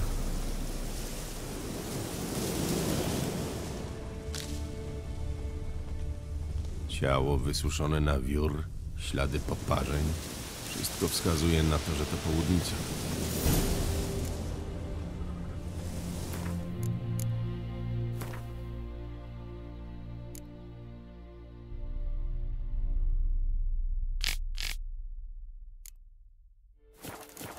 Coś musi wiązać południcę z tym miejscem, jakiś przedmiot.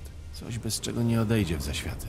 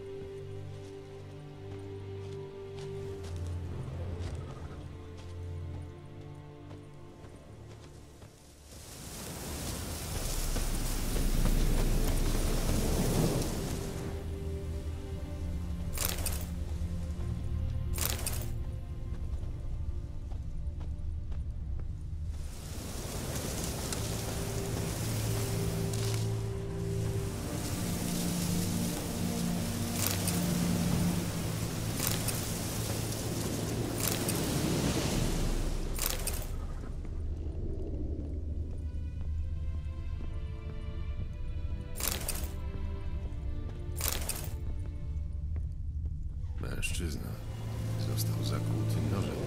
Zginął na miejscu. Potem ciało objadły zwierzęta. Do kości. Tam są kolejne plamy. Może się okazać pomocne, ale nie jego. Bransoleta. To może być to, co wiąże duszę dziewczyny z tym miejscem.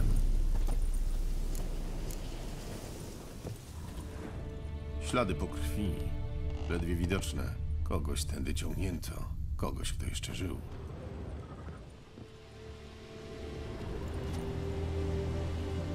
Ślady dłoni umazanych we krwi. Małe palce. Palce kobiety. Ktoś ciągnął ją na zewnątrz. Była ranna. Walczyła o życie. Ciała nie widać, ale może zostały jakieś ślady. W dobrych warunkach plamy po krwi są widoczne przez dziesięciolecia. Przy studni jest kolejny ślad.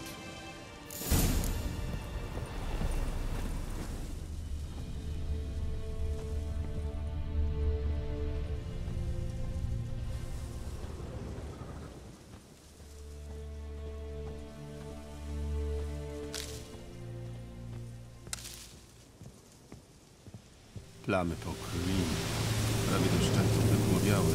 Palina jest wciąż napięta. Coś na niej wisi. Trup powieszony na sznurze od wiadra. To pewnie ta kobieta od dziennika.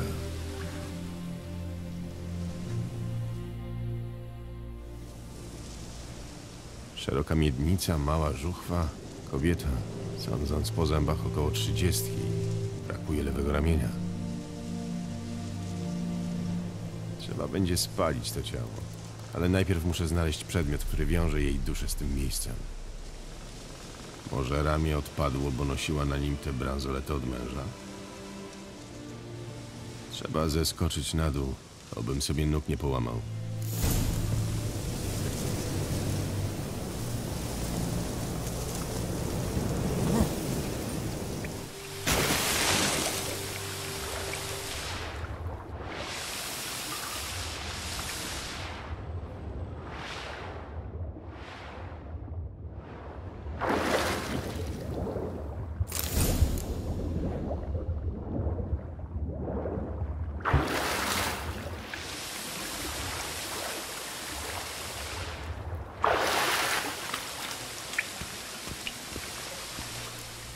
Połów udany.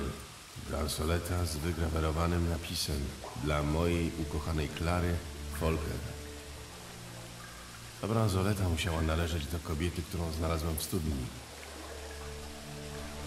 Ładna robota, ale trzeba będzie ją spalić razem z ciałem gdzieś blisko studni, żeby na dobre przegnać tę południcę.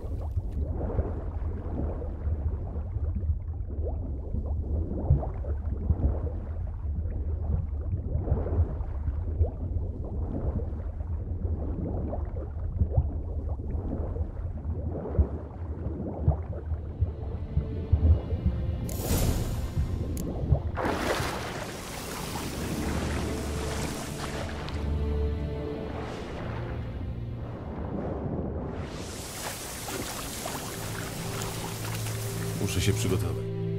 Wystarczy sporządzić olej na upiory, wylić jakiś eliksir.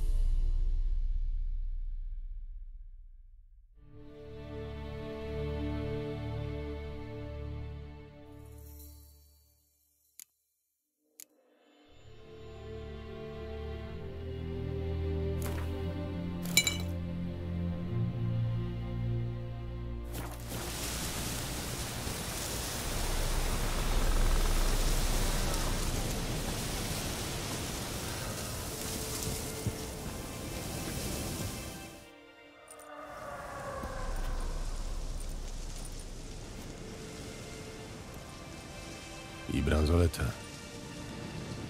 Ignij.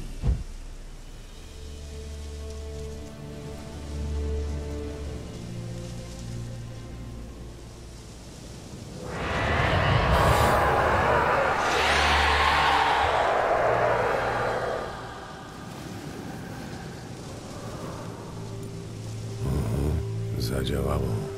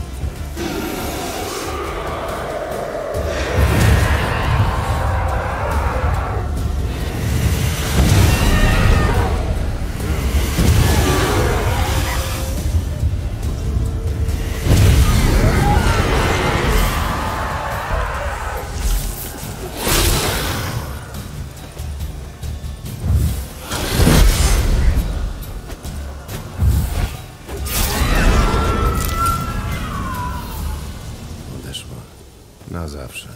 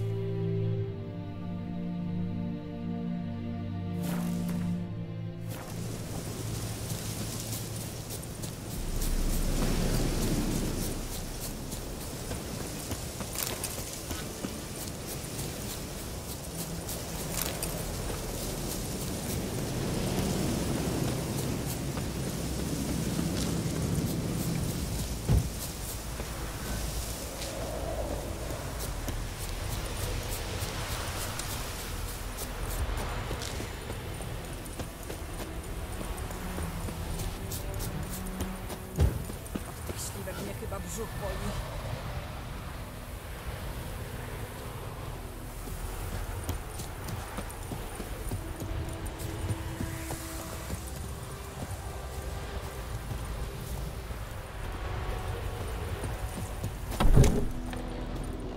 Sprawa załatwiona.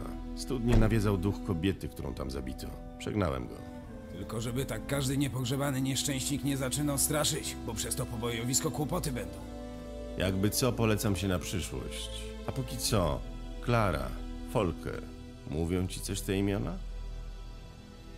Nie znam takich, ale słyszałem jak nasza zielarka Tomira rozprawiała raz o jakiejś Klarze. Może o tę samą się rozchodzi. Wasza nagroda, mistrzu. Złoto, co dla Luby na posag zebrałem. Bez was ślubu i tak by nie dożyła. A teraz jest chociaż nadzieja. Ja się żenić już raczej nie będę. Zachowaj te pieniądze na ślub Luby. Wypijecie wtedy moje zdrowie. Dziękuję, mości Wiedźminie, za dobre serce i ciepłe słowo. Ale z pustymi rękoma was nie puszczę. Weźcie chociaż to, na szczęście.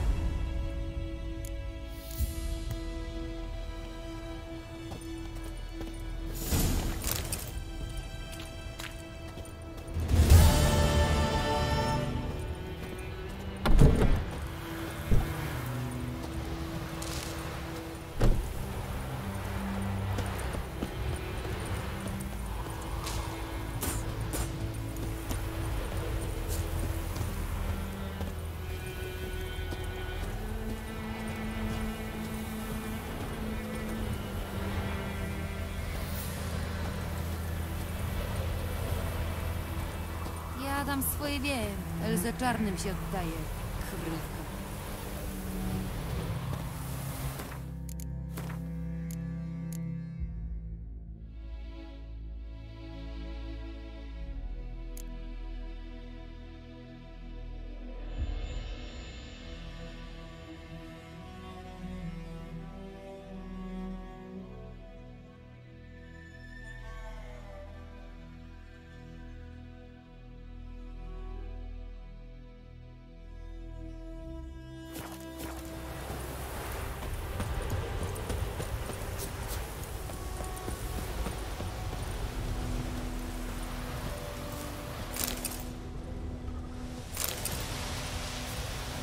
Jest tam kto?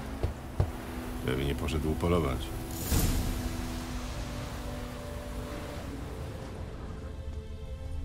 Ślady są świeże. Mysław dopiero co wyszedł z domu.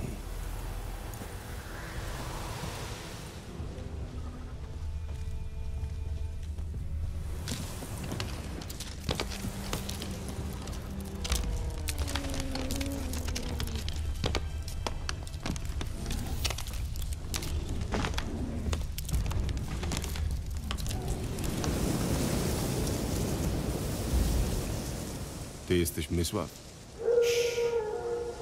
Słyszysz? Wilki? Chociaż nie. Dzikie psy. Tak, a one od wilków groźniejsze. Psy groźniejsze od wilków? Bez przesady. A tak, właśnie tak. Wiesz czemu? Nie, ale coś czuję, że zaraz się dowiem. Bo wilki polują, żeby zaspokoić głód, a dzikie psy zabijają dla zabawy. Zupełnie jak ludzie. Tak, tylu rzeczy się od nas nauczyły. Czemu nie okrucieństwa? Ja idę do lasu za grubszą zwierzyną. Gdzie znalazłeś Nilfgaardczyków zabitych przez Gryfa? A, już rozumiem. Wyście Wiedźmin. Ten zabójca potworów, o którym we wsi mówią. Mhm. Wskażę wam drogę, a jakże, ale muszę ubić te kundle, nim komu krzywdę zrobię. Pomożecie? Znaczy, jeśli nie żal wam na nich tępić srebrnych mieczy. Czemu nie? Gryf nie ucieknie. Nie, ale psy mogą, więc stawiajcie stopy ostrożnie. Od dawna macie problem z tymi psami? Odkąd zaczęła się wojna. Jak żołnierz przez wieś idzie...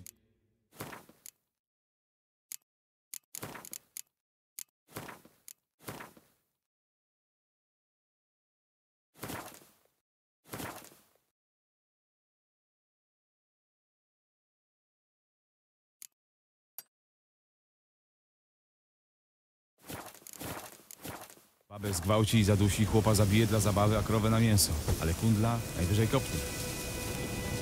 No to łączą się te bezdomne górki w stadach. Głodne, wychudzone, całe w strupach, ale zdechnąć nie chcą. Bo te psy są cwane, cwańsze nawet niż lisy. I strasznie cięte na ludzi.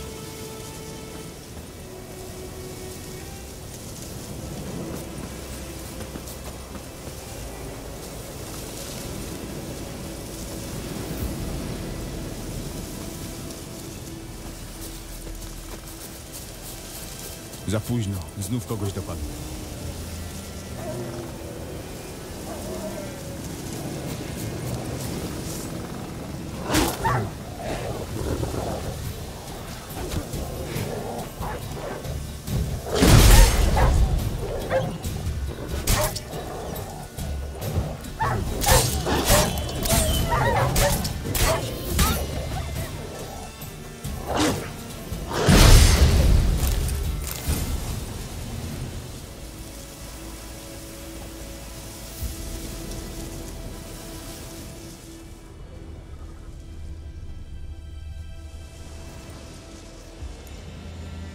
Dieter.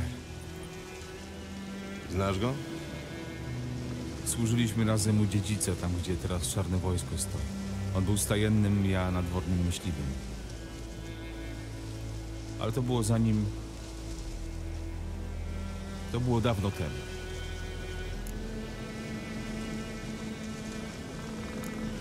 Zanim co? Zanim mnie wypędzono ze wsi. Co takiego zrobiłeś? Nic. Jestem odmieńcem. Wybaczcie, nie chcę o tym mówić. Też jestem odmieńcem. Tak, ale innego rodzaju. Jeśli to likantropizm, mogę pomóc. Co? Likantropizm, wilkołactwo. Załatwiałem już takie sprawy. To zwykle proste klątwy, które... Syn dziedzica Florian i ja kochaliśmy się. Dieter nakrył nas w stajni. Mnie wygnano, a Florian się powiesił. Dziedzic zaczął potem pić, majątek podupadł. Ot, cała historia. Przykro mi. Stare czasy. Miałem ci pokazać miejsce, gdzie znalazłem Nilfgaardczyków. Chodź. Wiesz coś o tym gryfie? Niewiele, to nie zwierzyna dla mnie. Za to ty dla gryfa jesteś w sam raz. Choćby dlatego powinieneś się nim interesować. Ja wiem, jak cicho po lesie chodzić, także nawet gryf nie zoczy.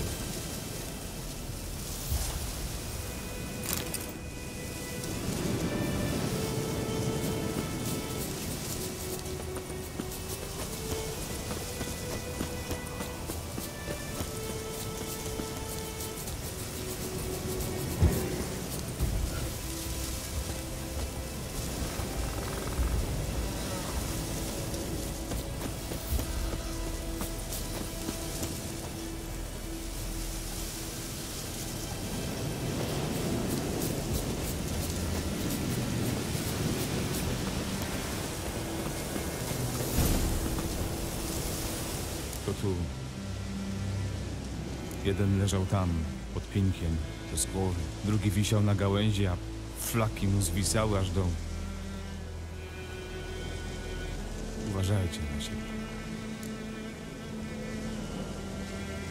Poradzę sobie. To nie pierwszy gryf, z którym mam do czynienia i nie ostatni. Oby tak było. Bywajcie.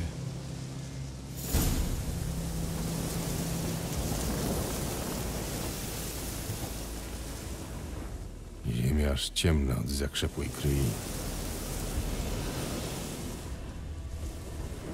Biwa?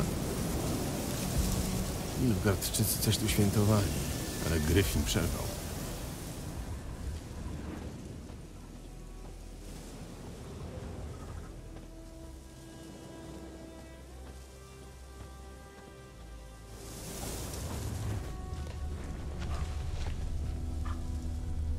Te ślady są starsze i głębsze. Ciężko zbrojni, pewnie Nilfgaardczycy.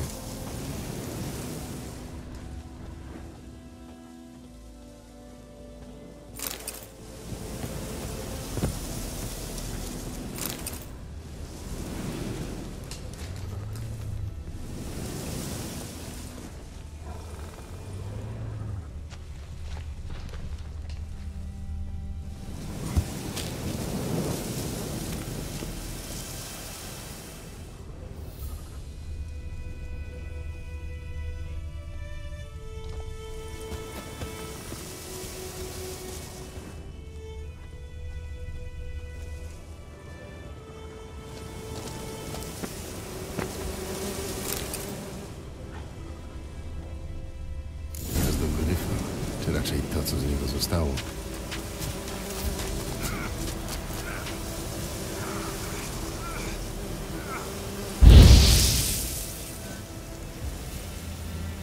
Ciało sprzed paru tygodni.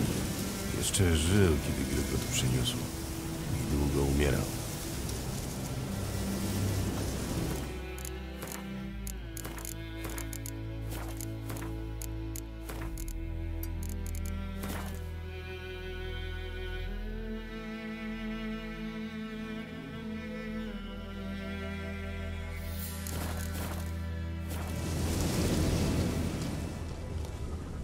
Kości, krowie, psie, ludzkie, resztki z kilku miesięcy.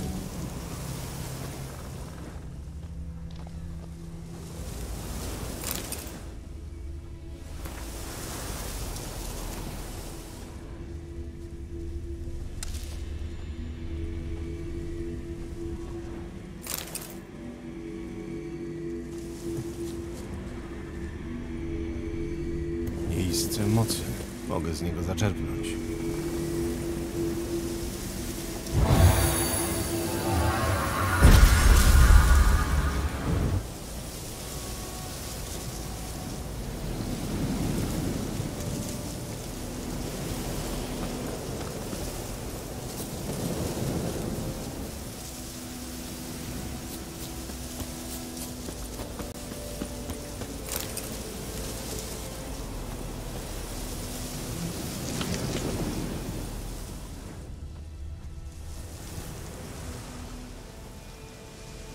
Samica.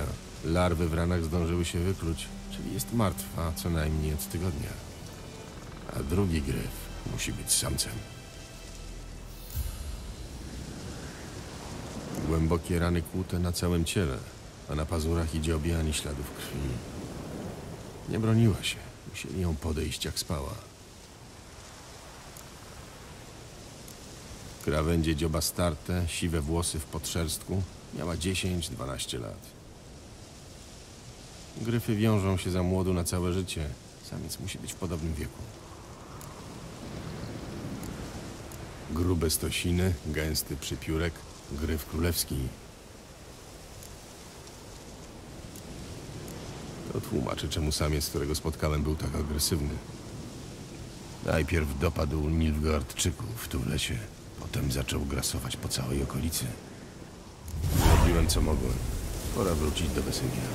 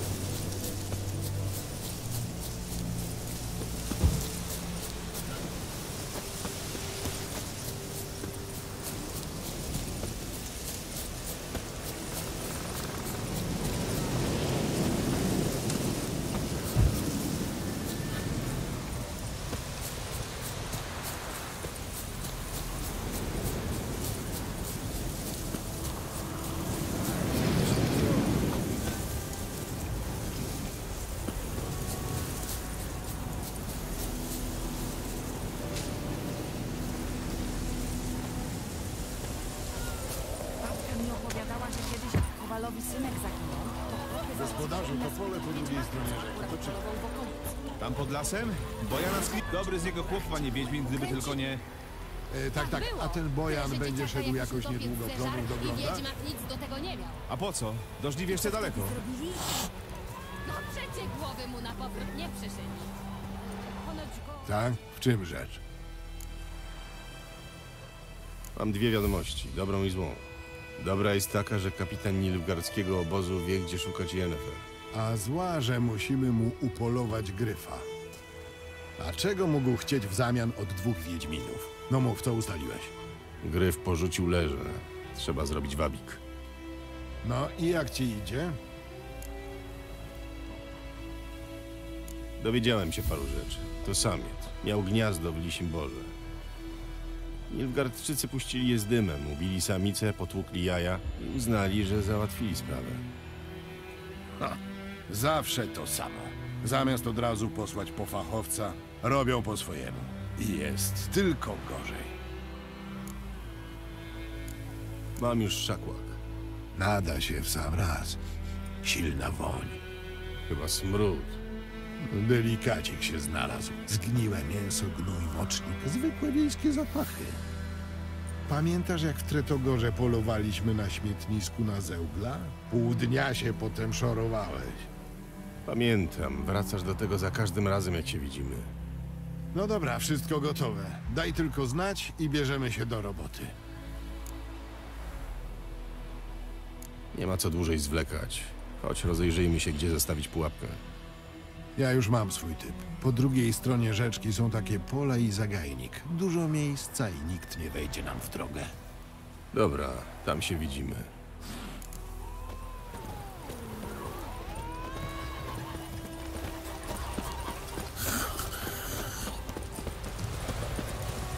Co ci się stało?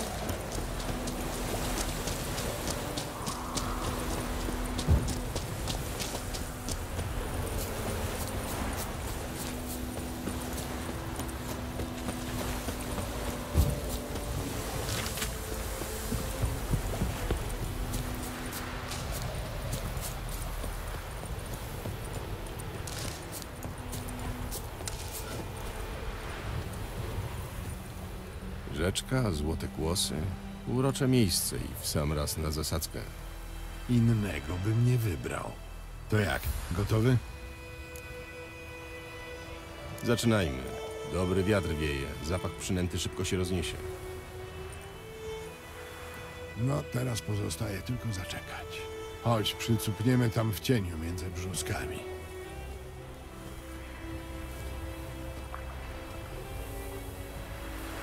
Powiedz, co zrobisz, jak już znajdziemy Yennefer? Masz na oku jakieś zlecenie? Nie, jadę do Kermoren. Trochę wcześnie na zimowanie. Tak, do śniegów daleko. I to mnie martwi. Podobno na wschodzie Nilfgaard już przekroczył Pontar, czyli są tydzień marszu od Kermoren. Jeśli tam trafią, zanim zasypie przełęcze, trzeba zatrzeć ślady, ukryć nasze ścieżki. A przy okazji zimowania przyjeżdżasz w tym roku? Może. Może w towarzystwie.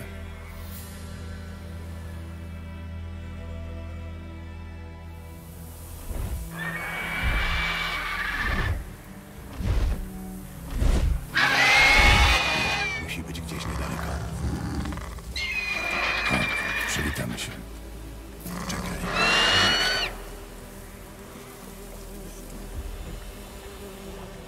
Kusza? Wygrałem w karty, jak cię nie było. Może się przydać. Proszę, proszę. Sam grasz, a mi, chłopakom, prawiłeś morały. Dość gadania. Mamy gryfa do ubicia.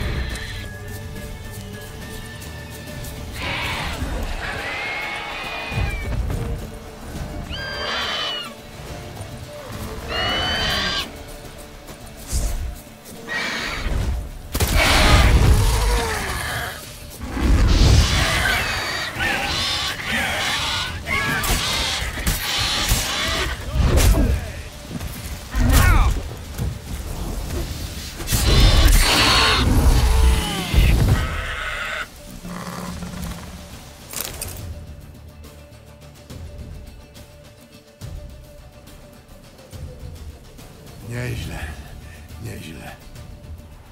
Chociaż parę rzeczy mógłbyś poprawić.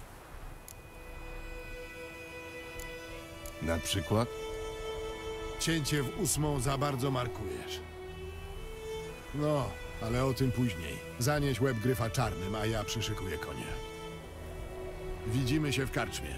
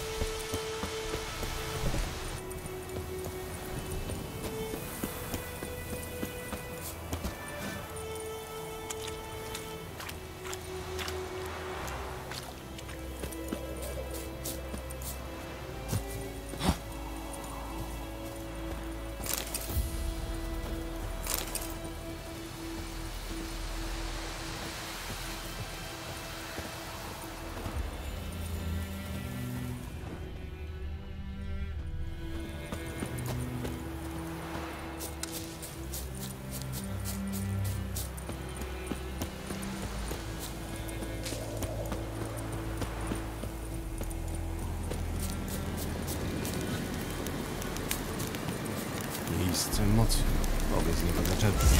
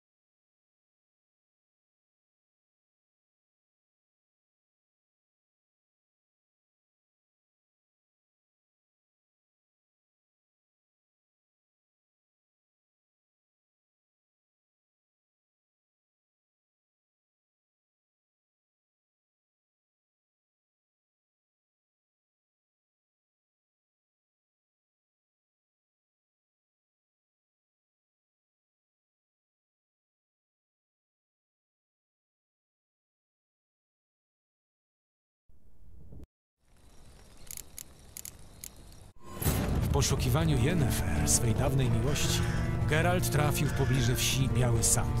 Zdawało się, że czarodziejka wyprzedza Wiedźmina tylko o krok, ale cały czas pozostawała nieuchwytna.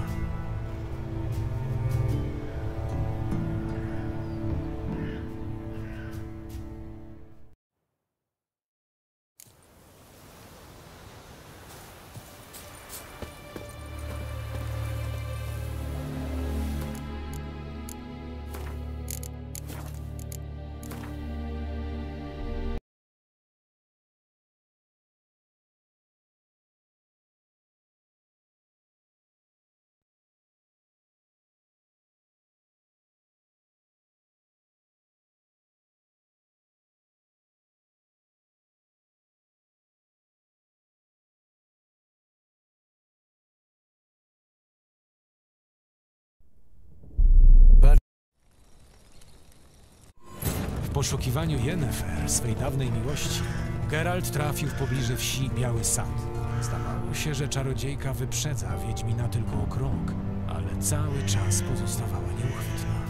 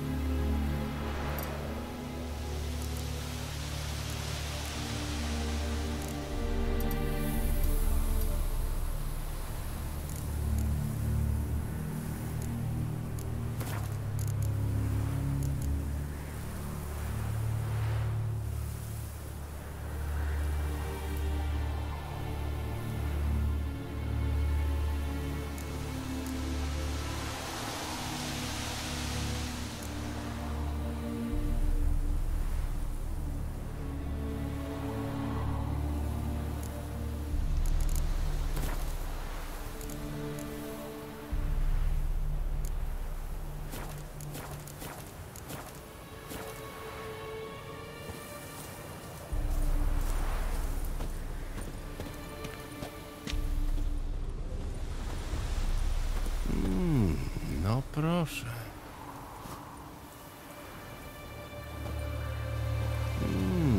No proszę.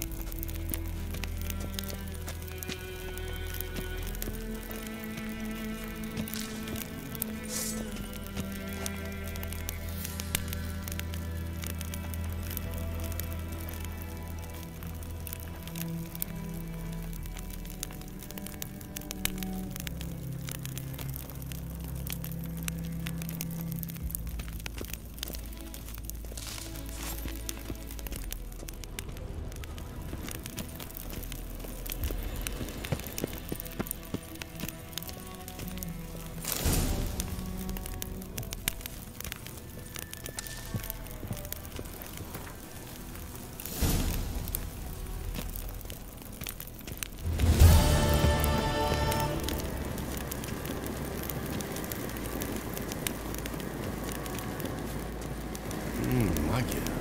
Miejsce mocy.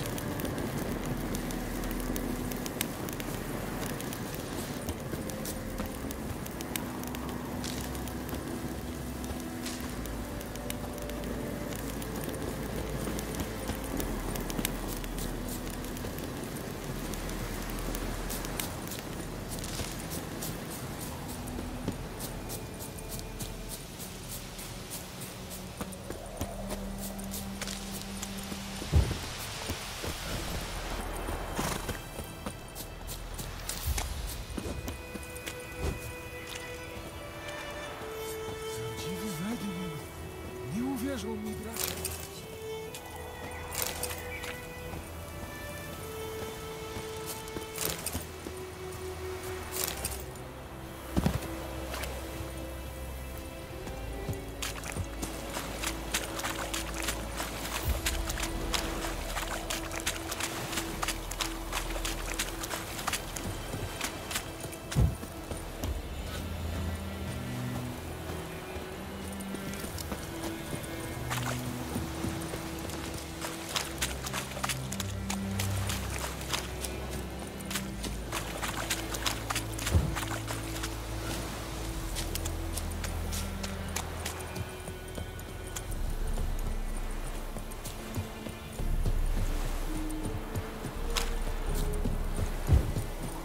Barbarzyńcy.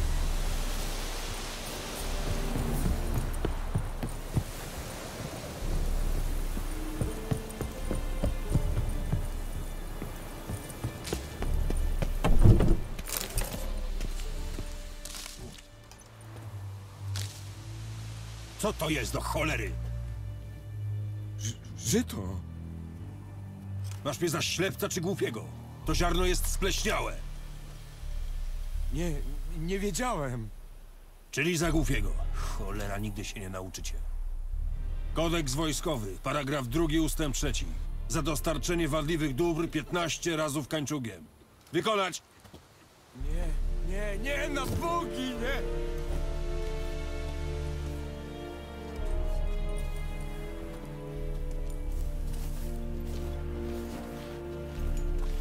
Czego? Widzę, że przestałeś udawać dobrego wujka. Niczego nie udawałem. Wyciągnąłem do tych ludzi dłoń, a oni ją odepchnęli. Może dlatego, że ta sama dłoń trzymała miecz, od którego zginęli ich bliscy? Ha! Moralista się znalazł. A co ty byś zrobił na moim miejscu, co? Nie byłbym na twoim miejscu. Mów, po co przyszedłeś. Wywiązałem się z umowy. Teraz twoja kolej. Gdzie pojechała Yennefer? Do Wyzimy. Czyli cały czas była dzień drogi stąd, pod moim nosem. Mogłeś powiedzieć. Mogłem. Ale wtedy nie zabiłbyś Gryfa. Coś za coś. Stój! Nie skończyliśmy rozmawiać. Masz. Weź jeszcze to złoto. Żebyś nie czuł, że jesteś stratny.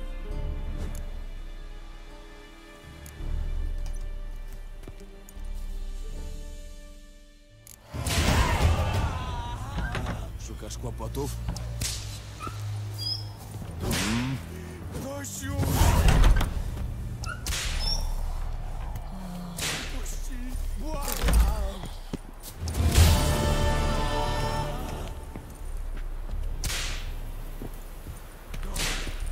Dość już!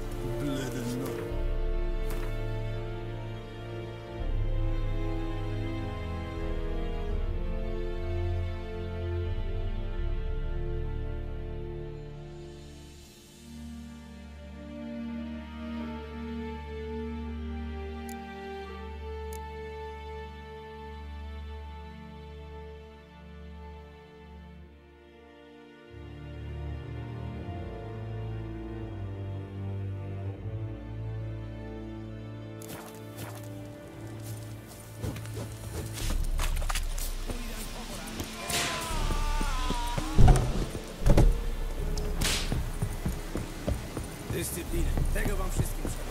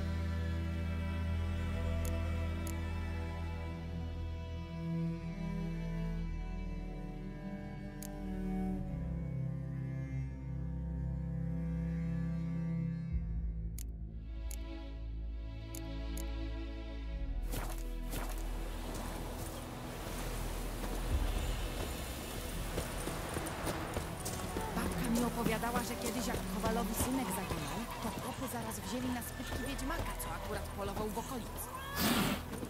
A że ten, co szmataczył, to mu rachciach łeb ukręci. Tak było. Tyle, że dzieciaka jak dopiec zeżar. Czego wam jeszcze trzeba? Jak ci się podobają nilfgaardzkie rządy? Jak każde inne. Ściągają podatki, rekwirują to i tamto, ale i dbają o to, żeby we wsi spokój był. A Temerii ci nie żal? Żal to mi jej może było z pół roku temu po śmierci króla Foltesta, a teraz to ja tylko chcę, żeby już spokój nastał. Macie coś ciekawego pod szynkwas? A zależy czego szukać.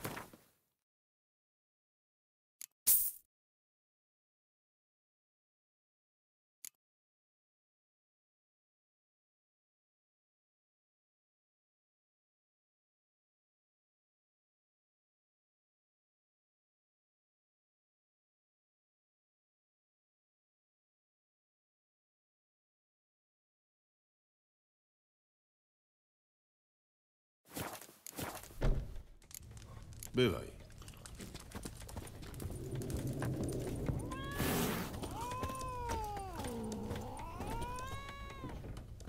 Yennefer jest w Wizimie. Mam tam paru znajomych, więc... Coś nie tak? Rozejrzyj się. Będzie awantura. Co to za jedni? Patrioci piją 7. kolejkę za Temerię i już ich pięści świerzbią.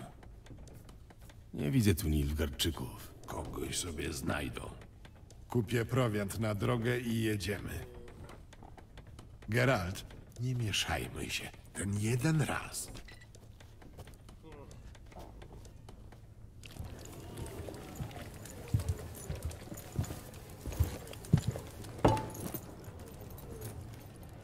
Co się stało z tarczą?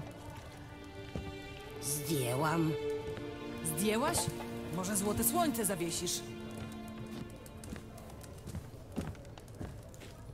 Nie mogę tu mieć temerskich barw. Jeszcze przyjdą i karczmy spalą. Może to prawda, co gadają, że cesarscy ci mili, że Nilfgaardzka kurwa. Puszczę to w niepamięć, Litka, bo wiem, że ci żal serce toczy. Gówno wiesz. Powiesili mi siostrę, wywlekli ją przed klasztor jak psa. Powiedzieli, że w Nilfgaardzie nie ma miejsca na zabobony, że gniewu boskiego się nie boją. A ty? Nie boisz się? Gdyby nie Anulka, dzieciak by ci się pępowiną zadusił. Masz syna, bo cię siostra w połogu pilnowała. Nie boisz się gniewu boskiego? Nie boisz się, ty suko!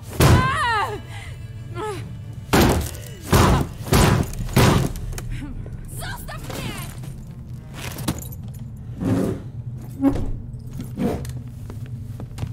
Znacie ten medalion, ludzie. Wiecie, co oznacza. Odstąpcie. Cała jesteś? Ludzie, mówią, że wiedźminy dzieci porywają. Co wam cesarz obiecał, odmieńcy, co? Może państwo własne, jak drzewiej elfom? Precz stąd wszyscy. My nigdzie nie idziemy. Wy też zostajecie. Oni już się nie cofną. Widzę. Należy teraz do mnie! Ty synu!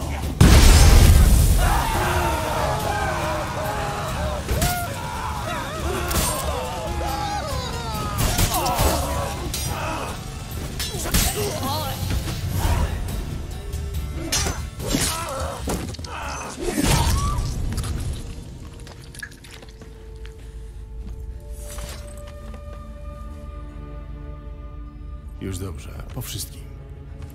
Zostaw! Nie zbliżaj się!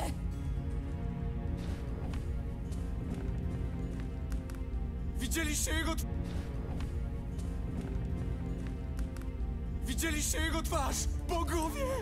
Odejdź stąd i nie wracaj! Nigdy!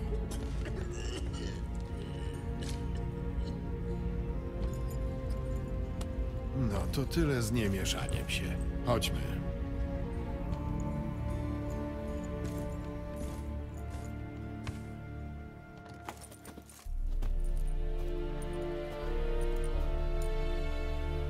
To nie myśmy zaczęli tę burdę.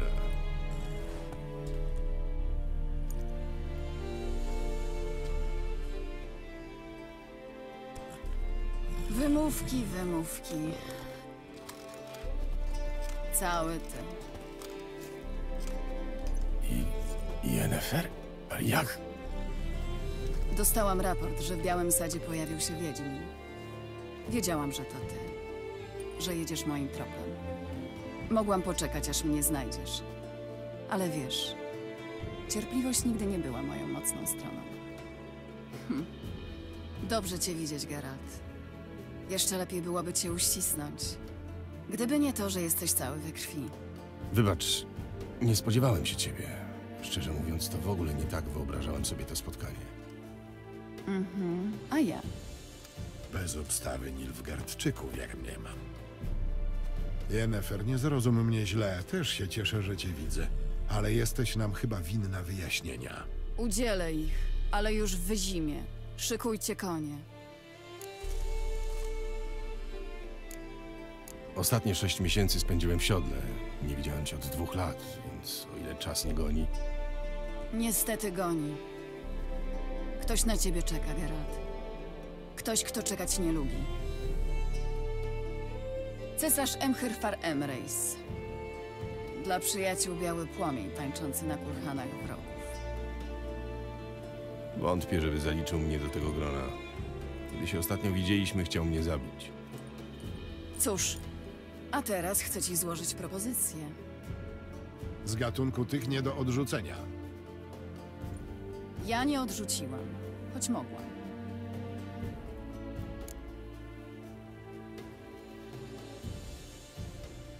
No dobrze, mogę wysłuchać, co ma do powiedzenia.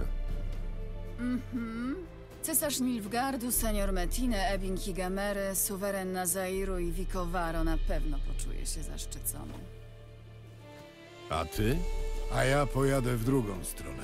Zdaje się, że zaproszenie do Wyzimy jest imienne. Poza tym mam co robić. Kermoren. Pamiętasz? Tak, pamiętam. Dzięki za pomoc. I do zobaczenia. Jak twój koń? Szybki jest? Nie narzekam. Czemu pytasz? Chciałabym wrócić za solidne miejskie mury tak szybko, jak to możliwe.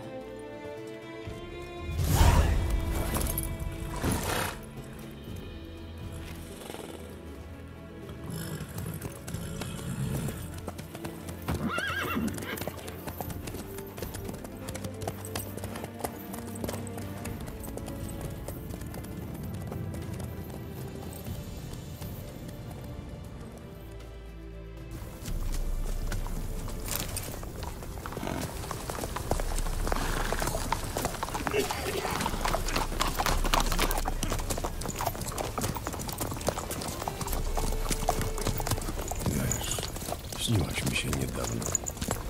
Znając ciebie, to pewnie był nieprzyzwoity. Tylko na początku, a potem... A potem?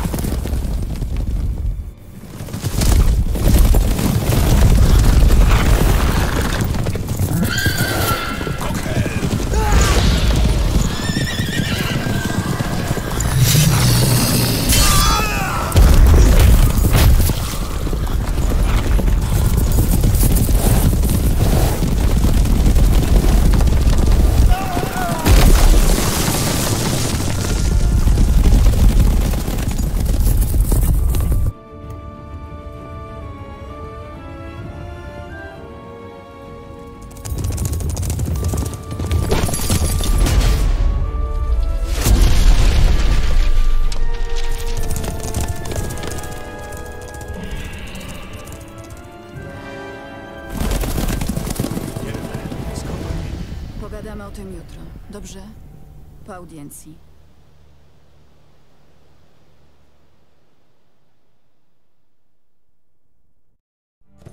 W poszukiwaniu Yennefer, swej dawnej miłości, Geralt trafił w pobliże wsi Biały Sad. Zdawało się, że czarodziejka wyprzedza Wiedźmina tylko o krok, ale cały czas pozostawała nieuchwytna. W końcu, dzięki komendantowi nilfgaardzkiego garnizonu, Geralt dowiedział się, że Yennefer przebywa w Wyzimie.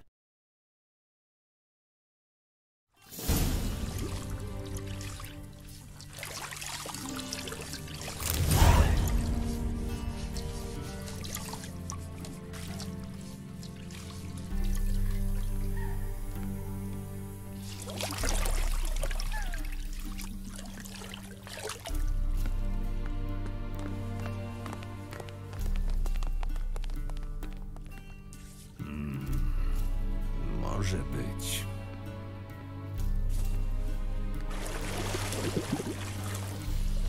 Myślisz, że mchyra obchodzi, co mam za uszami? Waszmość raczy mówić o cesarskiej mości, używając pełnego tytułu albo wcale.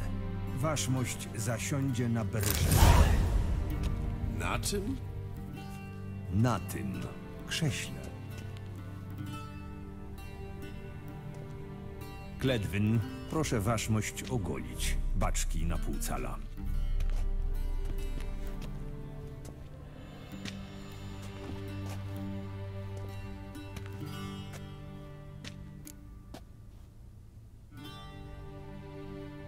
Co jest nie tak z moją brodą? Myślałem, że dodaje mi powagi. Ale ujmuje elegancji.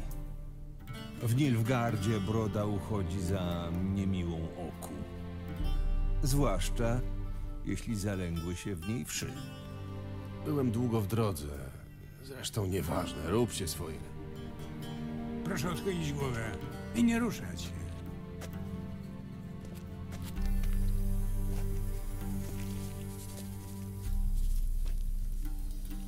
A także odpowiedzieć na parę pytań. Wasza wielmożność, nie wiem, czy to jest właściwy moment. Ciężko właściwszy. Ludzie stają się niezwykle szczerzy, kiedy czują brzytwę na gardle. Morwran Vorhis, dowódca dywizji Alba. Zanim zostaniesz zaprowadzony przed oblicze cesarza, Wiedźminie, muszę zweryfikować pewne informacje. To tylko formalność, ale trzeba jej dopełnić. Oczywiście, porządek w papierach musi być. A zatem Geralt Riff. Miejsce urodzenia nieznane. Rodzice nieznani. Wiek nieznany. Ale to nieistotne szczegóły. Przejdźmy do ostatnich wydarzeń. Oblężenia zamku Lawaletów. Losów dowódcy obrony Ariana.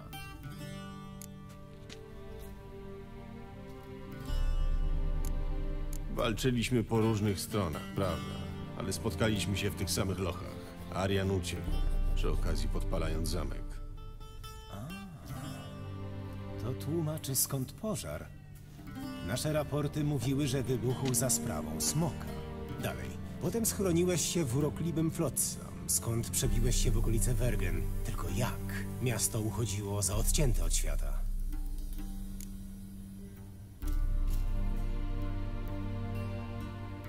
Wyrwałem się stamtąd razem z Vernonem Roszem, przywódcą Niebieskich Pasów i... Mordercą nie ludzi. Ten jegomość jest nam znany, Wiedźminie. Ciekawe, zawierasz sojusze. Aha. Coś mi mówi, że najciekawsze jeszcze przede mną. No, pytaj dalej, bo mi zaraz broda odrośnie. To ogolimy cię raz jeszcze. Następnie niesławny szczyt w Lokmuin. Byłeś tam. I znów mieszałeś się w sprawy możnych.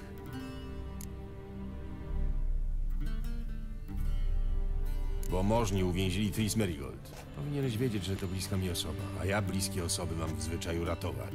I zrobiłeś to. Przy okazji doprowadzając do tego, że Radowid ma na usługach kapitułę czarodziejów. Nilfgaard dopiero co wszczął wojnę, niesprowokowany, więc powstrzymaj się od moralizowania.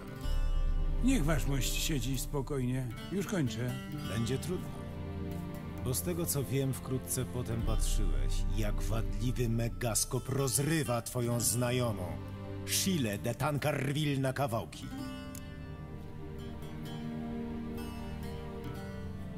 Patrzyłem, prawda?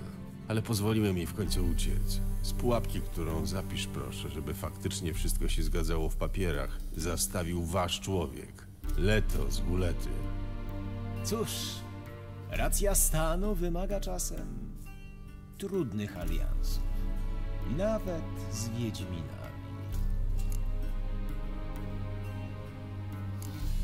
Alians wciąż trwa? Co się dzieje z Leto? Miałem nadzieję, że to ty odpowiesz na to pytanie. Ach, czyli Leto się przed wami ukrywa. Zapewne nie bez powodu. Racja stanu się zmieniła, co? Nie wiem, gdzie jest. A gdybym wiedział, też bym ci nie powiedział. Choćby z brzytwą na gardle. To chyba wszystko. Jeszcze podpis poświadczający, że zeznałeś prawdę i tylko prawdę pod groźbą więzienia bądź śmierci, etc., etc. I jeszcze to.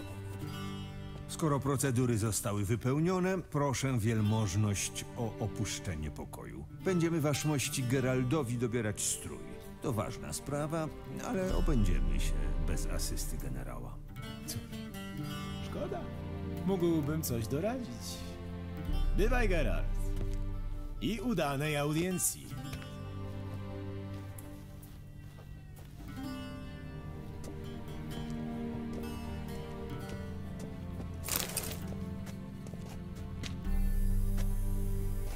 Czuję się raczej, jakbyście szykowali mnie na wesele.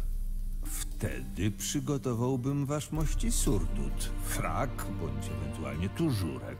Tymczasem waszmość ma do wyboru te szaty.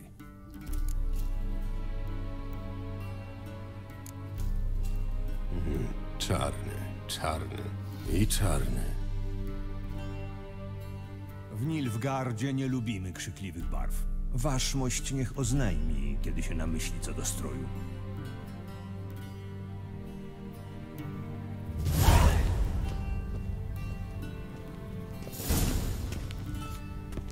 Szkoda, że nie mam czasu.